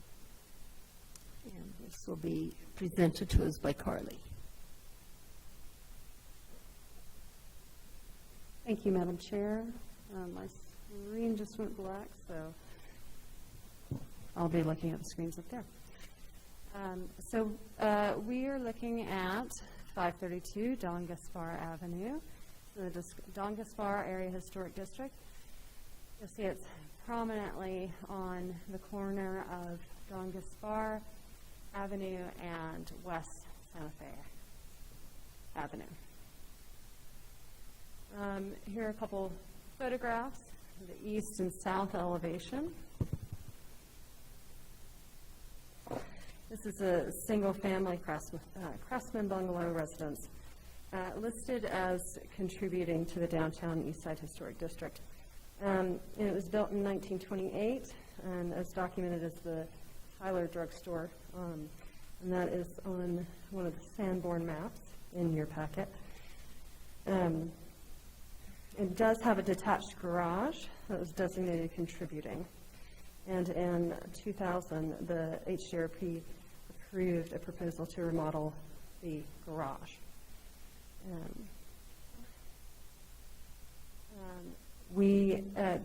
So this case came forward as a primary facade designation case. And then when reviewed, along with all the HCPIs that exist, it was very clear that this may need to be looked at to be significant, and so that is what my recommendation is for.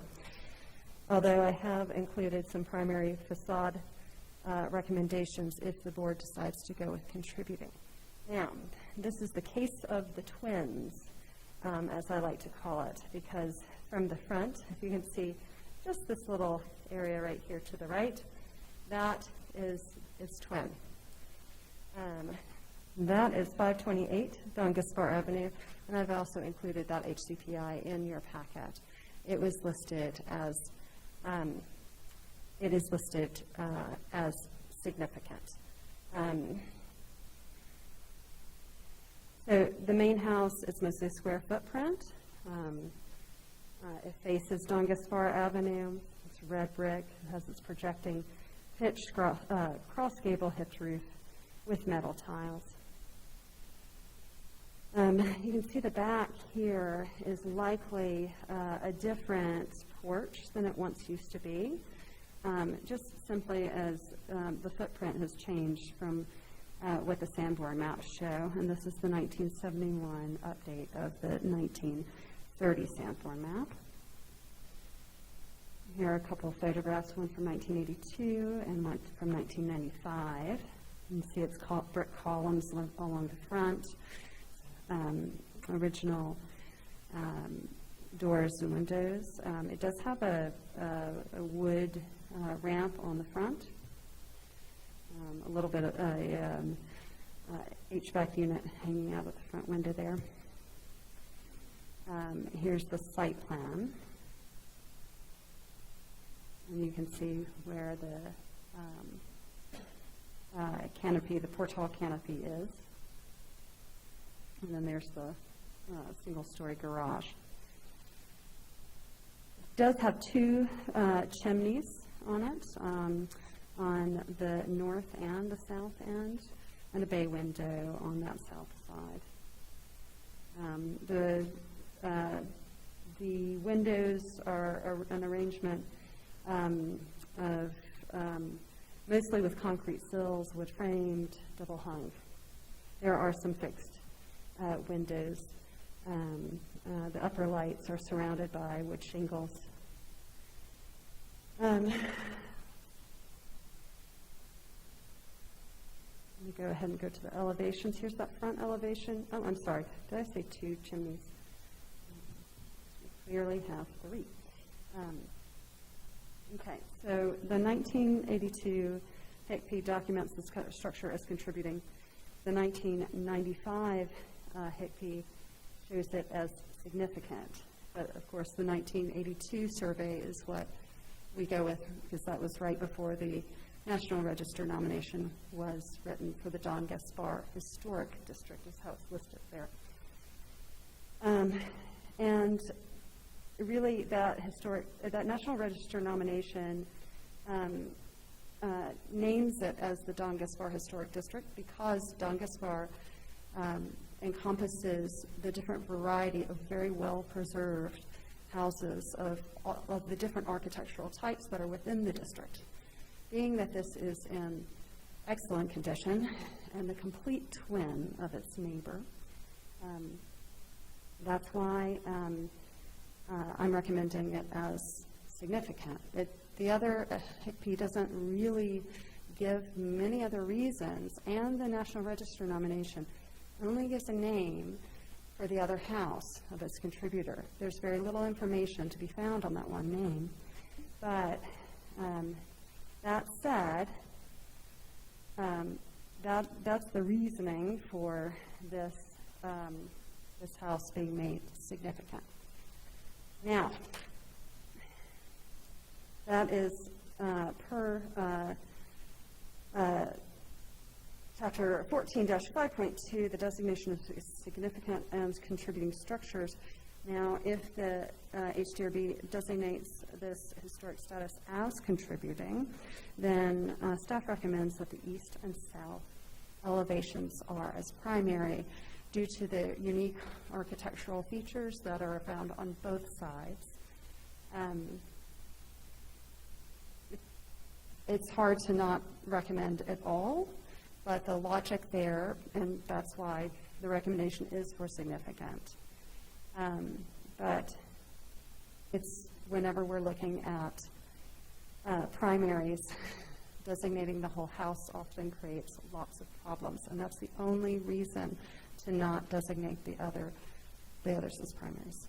And there's a question about the back porch, but that is also a removable feature. And that concludes my presentation. Thank you, Carly. Any questions for Carly at this time? None? Member Benvenu? Thank you, Madam Chair. Carly, just clarification, does the twin house next door have a designation? Significant. It is significant. It is. And when, do you happen to know when? There's really no reason for its difference in the National Register nomination. There's just a name, and as I researched that name, there's very little that I could come up with. That was, that at the time, it was seen probably that this was prominent enough. But this, let me be specific, 528 Don Gaspar. Now, this house was also a drugstore and a doctor's office. So my question is, why wouldn't this have very similar significance to the community? Yeah, I agree with your analysis. The other thing that I noted in the packet, maybe you addressed this, but I just didn't hear it. So there is a survey form dated 2000 and a note from probably David Rash that refers to the survey as indicating that it is a significant structure. And then that it says that has not been adopted by the board. It should be considered preliminary for purposes of planning as of November 2004. So there's an inconsistency in our administrative record. That was the first tip-off. Now, if there's no, usually the trigger for these to come to us is that someone in the community really cares, but it's most of the time for a renovation of some sort. And that's what we're seeing today. There was no other case files to bring this forward except for that garage. And there was just no effort to bring the status forward. Okay. And just final point, it appears that there have been no changes to this house since 2000 when that document was put in the file, correct? That is as far as we can tell. There might have, the ramp might have been put on, but we have no record of that. I mean, when our records, our records are much more sound as we go through time. So very, very unlikely, much more likely that that ramp was put on before we were recording it, sometime around in the 80s. Okay, thank you. Yes, Member Chair. Thank you. Didn't we just see a photo from 1995 that shows the ramp?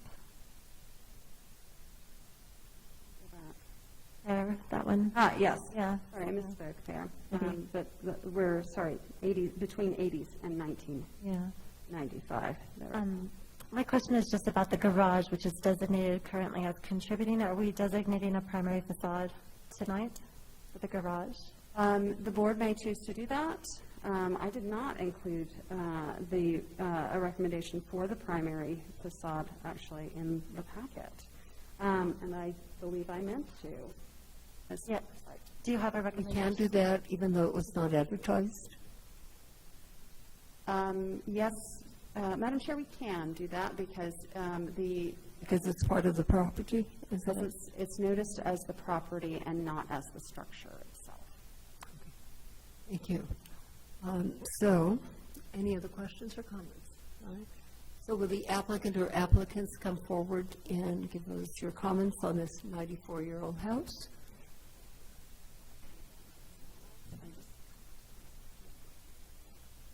Do you swear under the penalty of perjury that the testimony you're about to give is the truth, the whole truth, and nothing but the truth? I do. Thank you. Please state your name and address for the record. Yes, my name's Kevin Georges. Address is 214 Truman Street, Northeast, Albuquerque, New Mexico. Thank you. Yes, sir. Mr. Georges, do you agree with staff's recommendation? As far as being significant? Yes. No, we don't. You do not. Okay. You have the floor. You tell us why. Okay. Well, first I wanted to thank Carly for helping us so much because we started this like 3 months ago, and then she had a staff member leave, and we didn't know about it for a month. So she got in and helped us, so we really appreciate that very much. Looking at the reports, if you look at, she talks about the sister building next door, and if you look at the reports for that building, it was a contributing building back in '82, and I don't know why they made it into a significant building in '95, but it is, and it's a P&M building right now. We think that the building is very attractive, and we're not going to change the architecture of it at all. Most of our remodeling is going to be on the inside of the building. We don't see where, the definition between the significant and contributing, we don't see any association with an event or persons that the ordinance makes note of. So it just seems like these reports came out, and there's no notation as to what association with events or persons were important for that building, other than it was a drugstore and it was a doctor's office, but they don't name the doctor. So we don't really object to the two facades because they are the ones that are facing the streets, and those are the important ones that we believe are important for you to really review. But I think that when the client bought this property, it was shown on the map as a contributing, not a significant building. And we didn't know about these other reports until we started getting into it with Carly, fact-finding. So it's really up to you. We just don't believe that it's a significant building.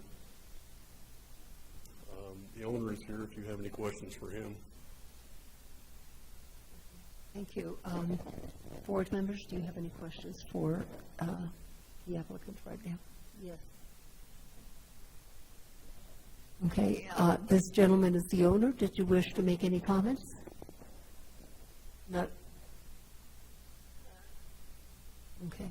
Well, we all know that the Don Gaspar Historic District, unlike other districts in Santa Fe, has a lot of pitch-roofed buildings, such as this craftsman bungalow style. And it appears that in evaluating this building, the sister building looks exactly like it, and it has a significant status to it, which is very interesting. I think that once the railroad came through here, probably in the 1870s, or before, a little bit before, and they, you could now buy brick, milled lumber, whatever. Then those houses were made, and it's interesting, they were made a lot in that particular district. And we do have to honor those homes, and we do have to preserve those homes. But we'll see where this board is going to take us this evening. Okay. Let's see if they have any questions. Yes, Member Pimkin. Thank you, Madam Chair. I don't have a question for the applicant, but I do have a question for Carly. Yes, please.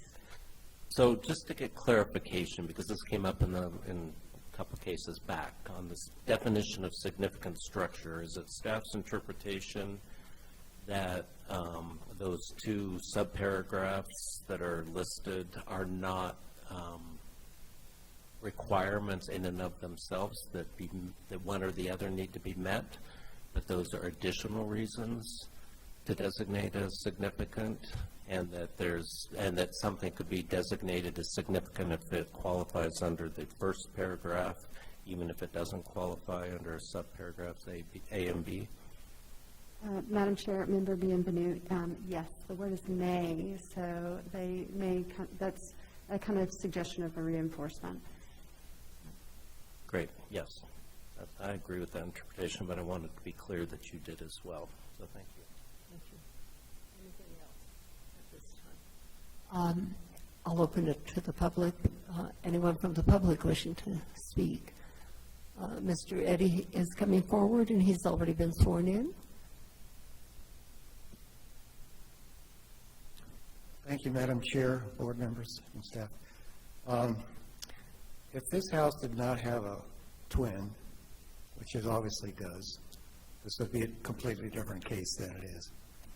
Because it does have a twin, it's presumed that if it was not built by the same property owner, it was built by the same builder in those years who was contracting for whoever was the property owner at the time. But it's presumed that it was the same property owner on both properties. I think what's important here is that you cannot, as a board, do something to the status of a building if it has a negative influence on any adjacent buildings surrounding it. So because the adjacent neighbor is statused as significant, I think that this building, which matches it in almost every way, needs to retain or be upgraded to significant status. Thank you. Thank you, Mr. Reddy. Anyone else from the public wishing to comment on this particular building, particular case? No one else. Board members, if you have no further comments or questions, yes, Member Larson.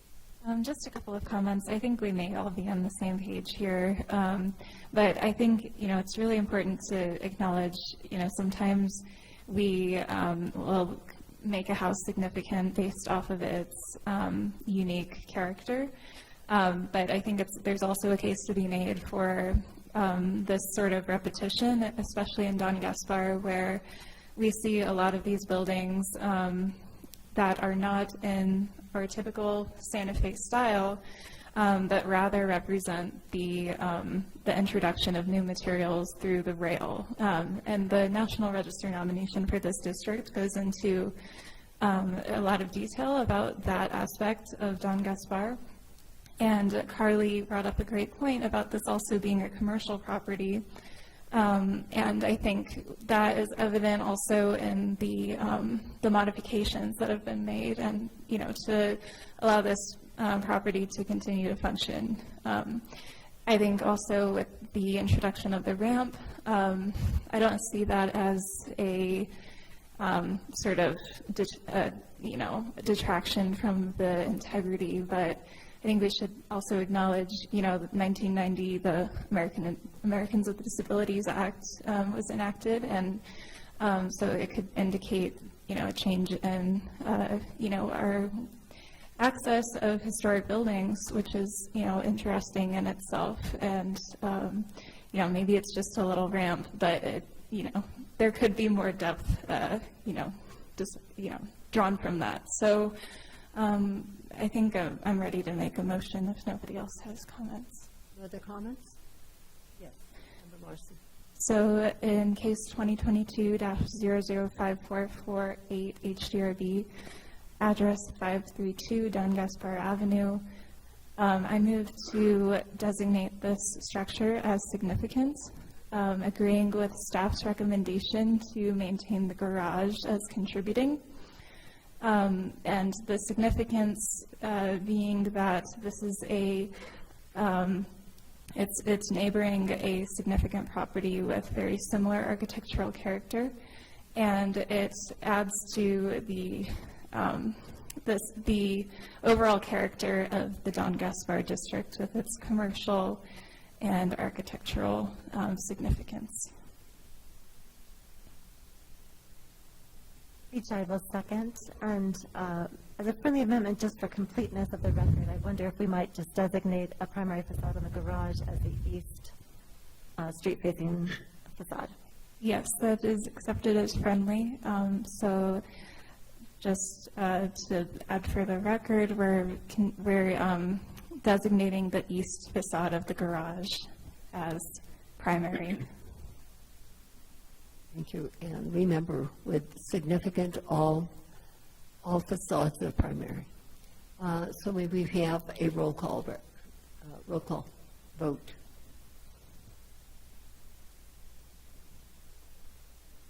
Melisita? Yes. Member Beachside? Yes. Member Bienvenu? Yes. Member Larson? Yes. The motion has been approved. Thank you. And thank you, gentlemen. Is there a motion to, no, we just did.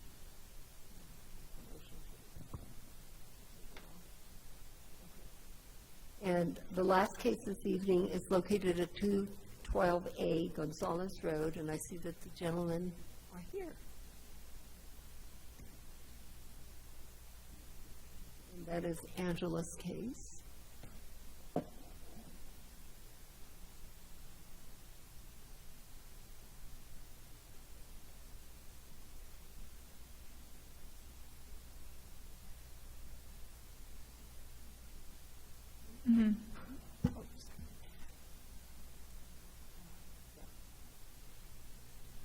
Okay, do you swear under the penalty of perjury that the testimony you're about to give is the truth, the whole truth, and nothing but the truth? I'm sorry, Melissa. I have to clarify that staff had already given us their report, her report, and so I don't think there's a need to repeat that. Angela, correct? And so if the applicant or applicants will come forward and get sworn in.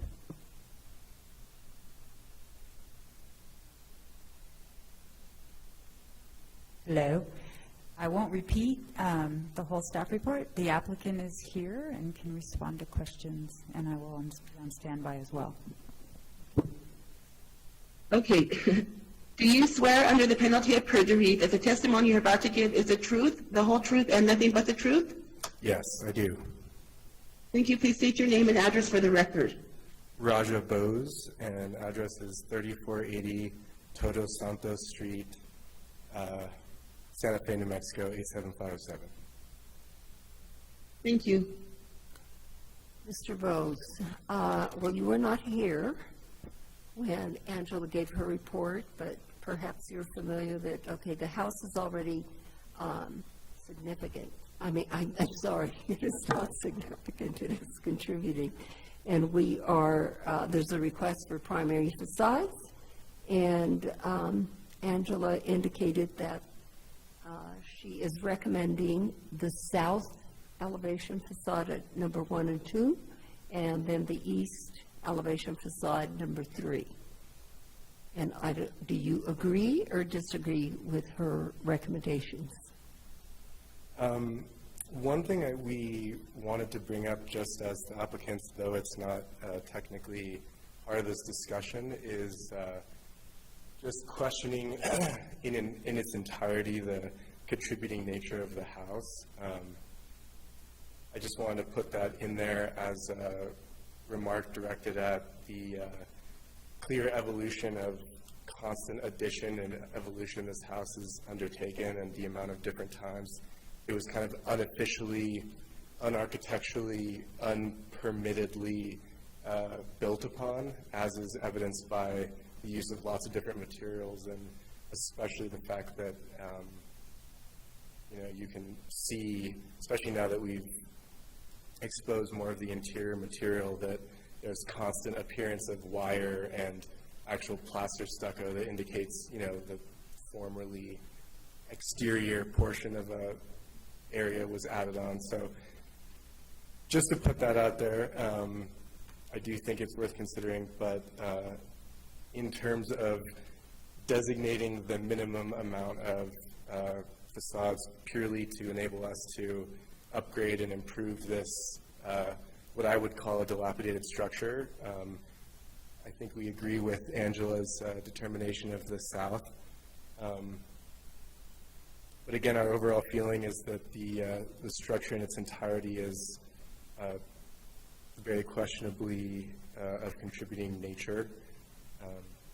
I'll leave it at that and apologize for our absence earlier, and thank you for giving us a second chance.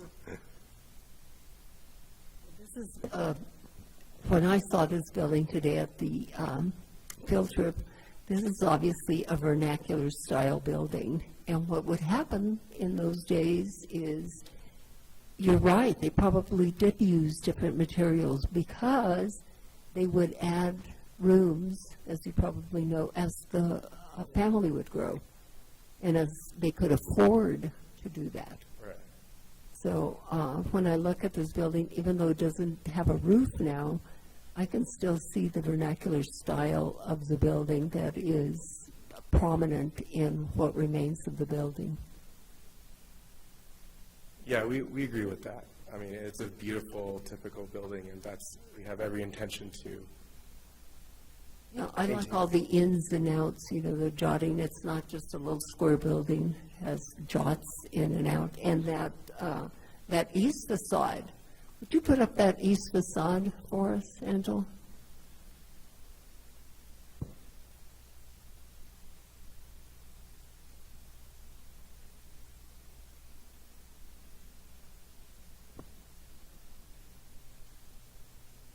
Yeah, that east facade, I, in particular, me, and I don't vote, by the way, but I can make comments. This facade, to me, has character-defining features, and it's very, very vernacular in nature. But let's see what the other board members have to say or comment.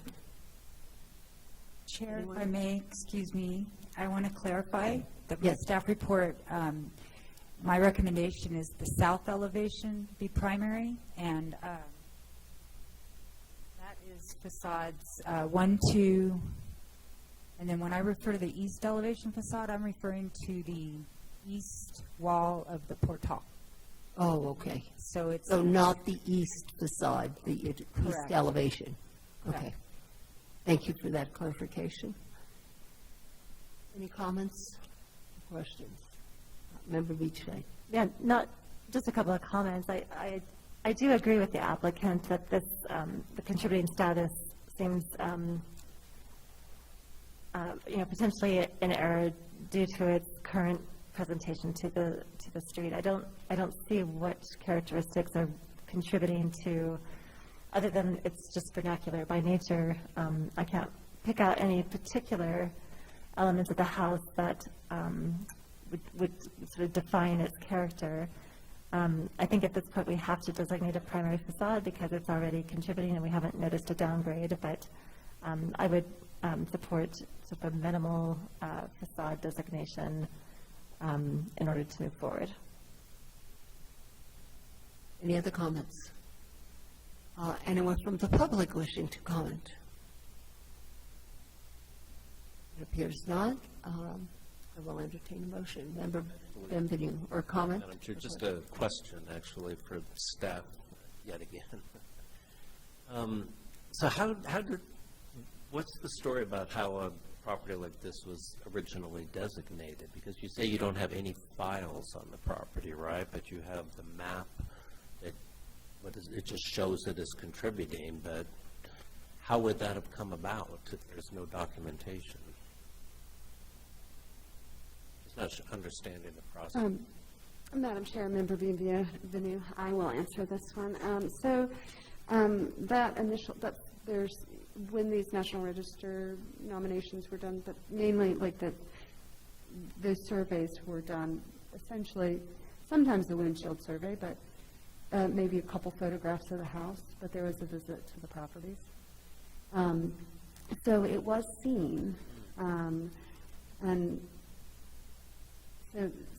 so at that time, someone did that. Now, if the property came into, got a partial restucco job that never got finished, which our office processes, I want to say, if we're tracking properly, at more than 50 restuccos a year. So that's really common. But, between now and then, there's likely some things that happened on the disrepair side. So. Okay. And how much do we know about the chronology of additions and what the most recent ones were? Member Bienvenue, we have the footprint as provided by the applicant, which is in your packet, and that was the applicant's indication of the evolution of the building. These aren't numbered pages, but according to the footprint they have provided, the applicant believes that the original rectangle, let's see if I can put my own facade diagram back. So the original red rectangle in the middle was circa 1945, and then the two sort of wings, in the blue, were added. One's a kitchen, one's a bedroom. Those were added in the 50s or 60s. And then the sort of gold squared rooms, the applicant believes were in the 70s, and there is nothing substantiating those dates, but in particular the 70s additions. So, so what you're seeing, our records are sometimes very good, and they've been evolved and are better all the time. But when we get a case like this that is showing up on the map, but it doesn't have any records, often because people added on and maybe didn't have, permits for it as that has taken place, we are in the position of doing this research as staff and relying on records we have. And we have a lot of records, maps and, obviously previous cases we scour for. And that is part of why applicants do hire registered consultants to provide architectural histories on properties. So maybe that's more than you needed to know, but I think our data sources are pretty important for all of us to understand what we're working with. Well, it sounds as if, under the applicant's view, most of the structure, if not all the structure, is probably historic, as the latest additions were in the 70s, so right on the borderline, which begs the question as to whether or not we still consider the historical integrity to remain, because clearly the historical integrity of the original structure doesn't remain, but the historical integrity of the accretive structure that developed over a period of 40 years essentially remains. So, well, a downgrade isn't in front of us anyway today, but it does seem that continuing as contributing under these circumstances makes sense to me at this time, at least. But I do agree that it's a structure that probably anyone that took it on would want to be able to make some changes to, and I would also agree that probably want to minimize what the primary facades are. Thank you. Are you ready to make a motion? Well, I just have one more comment to add to the discussion, if that's okay. So I think, with cases like this, that are of the vernacular character, I think it's really important to acknowledge, that integrity can exist, beyond the material aspects, right? So, in this case, we're looking at a building that may retain other elements of integrity, the sort of feeling and association, for example, versus just the materials, which I think, with the way our ordinance is written, sometimes we can be very focused on the materials, but as Chair Rios has, communicated over the years, vernacular buildings in Santa Fe are more telling of, the families that actually have lived here and occupied these places. And it's more than just the architecture. So, and particularly, in this period, with the CMU construction and all of that, and more inexpensive building materials, are more likely sometimes to maybe not look as pretty when they wear over time. And in this case, we're missing a critical element of the building that's led to further deterioration. But, I think it's always important to, just consider beyond, the aesthetics, especially in the case of vernacular buildings. Any comments? And Member Benvenu. Thank you, Madam Chair. We're being philosophical now, so I'll just add another thought to it, and I completely agree with everything Member Larson said. I think, though, when I consider some of these properties, I think of honoring, what we're trying to do is honor the intentions of the people that built the vernacular architecture, not them as individuals per se, but the vernacular community that resulted in this kind of architecture. And part of that community is, or part of the tradition there is that things weren't frozen in time, which this very structure indicates, and that the very people that were adding on to it, would not necessarily have been averse to making further changes when a family member moves in that needs to make some changes to bring it up to date or to make some modifications. So it's an interesting issue that I think that on the one hand you want to honor, and I think it's very important to honor the vernacular architecture and the simplicity of hand-built homes like this that change over time, and also honor the fact that that means they do somewhat continue to change. It can't be just petrified in the last form that that particular owner left it. Thank you for your comments, board members. Yes, sir. Come to the podium. Thank you.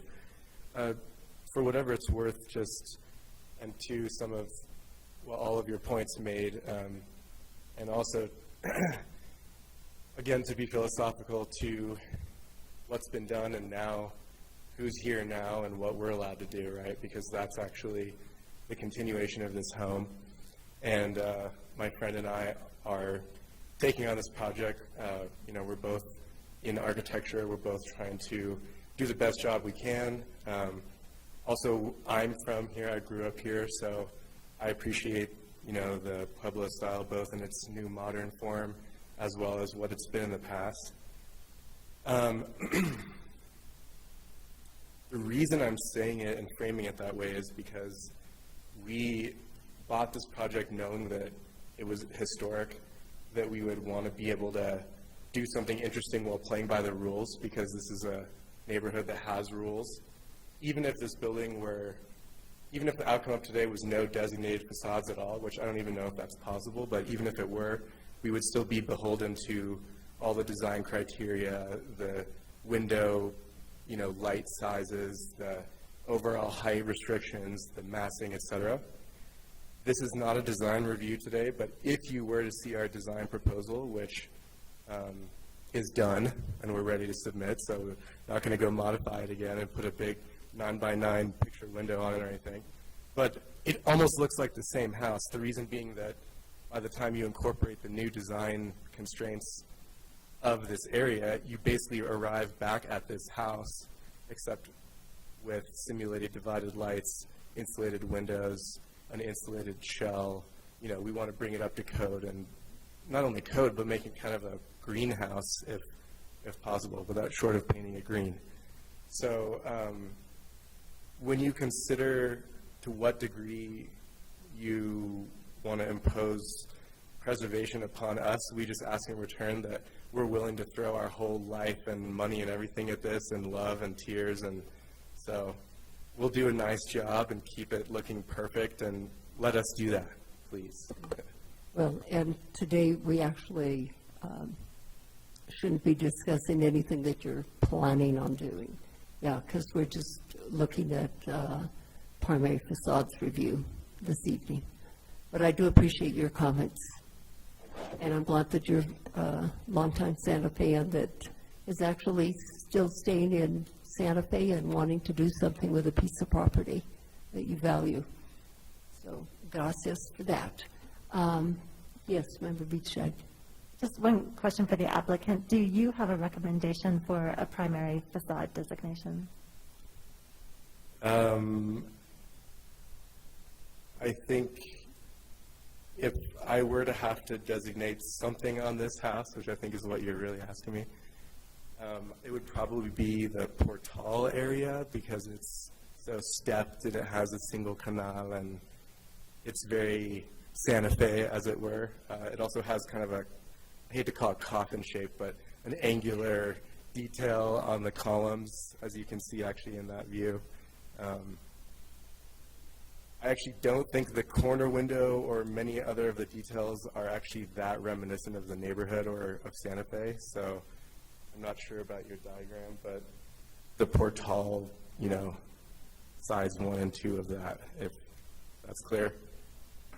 So that's one of the elevations that staff designate or was recommending.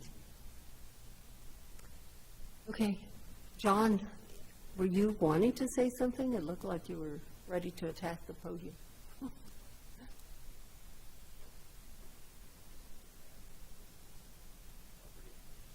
Yes, it's a really interesting case, and I applaud the applicants for taking on this property. I only wanted to mention that there are so many non-conforming elements that are very blatantly obvious on this house and came about due to its vernacular history and construction. So in whatever motion you make now on these designations, please be clear in how you are acknowledging those nonconformities, because I know it's a very uncomfortable thing for you to status something that is nonconforming. So good luck with that. Thank you. Thank you. Okay. Any other comments, either applicants or anyone else from the public? I will entertain a motion, board members.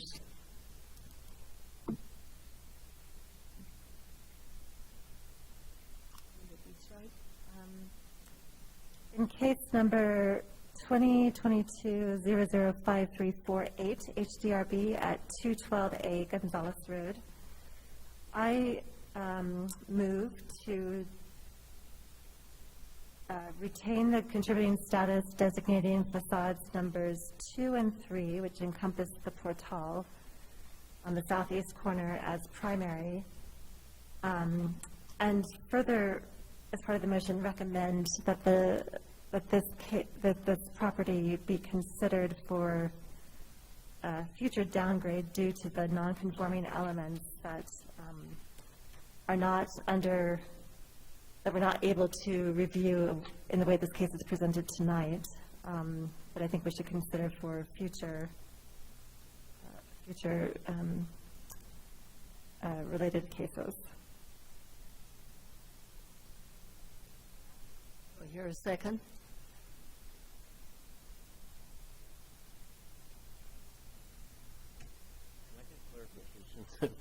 Just facades 2 and 3 is what you're asking, was the motion? Yes. I'll second. Anything further? Roll call vote, please. Member Beachside? Yes. Member Bienvenu? Yes. Member Larson? Yes. The motion has been approved. Okay. Thank you, and gentlemen, thank you, and good luck on your project. And we don't have any more cases, but we do have anything under discussion items. Staff? No, Chair, none tonight. And anything matters from the board? Member Beachside? I will be absent from the next hearing on July 12th. Okay. So, yeah, so that's our next meeting, July the 12th. And I will entertain a motion to adjourn. Chad moves to adjourn. Larson seconds. Roll call vote, please. Member Beachside? Yes. Member Bienvenu? Yes. Member Larson? Yes. The motion has been approved. Thank you, and thank you, everybody. And it is now 8:03, and you can all go home.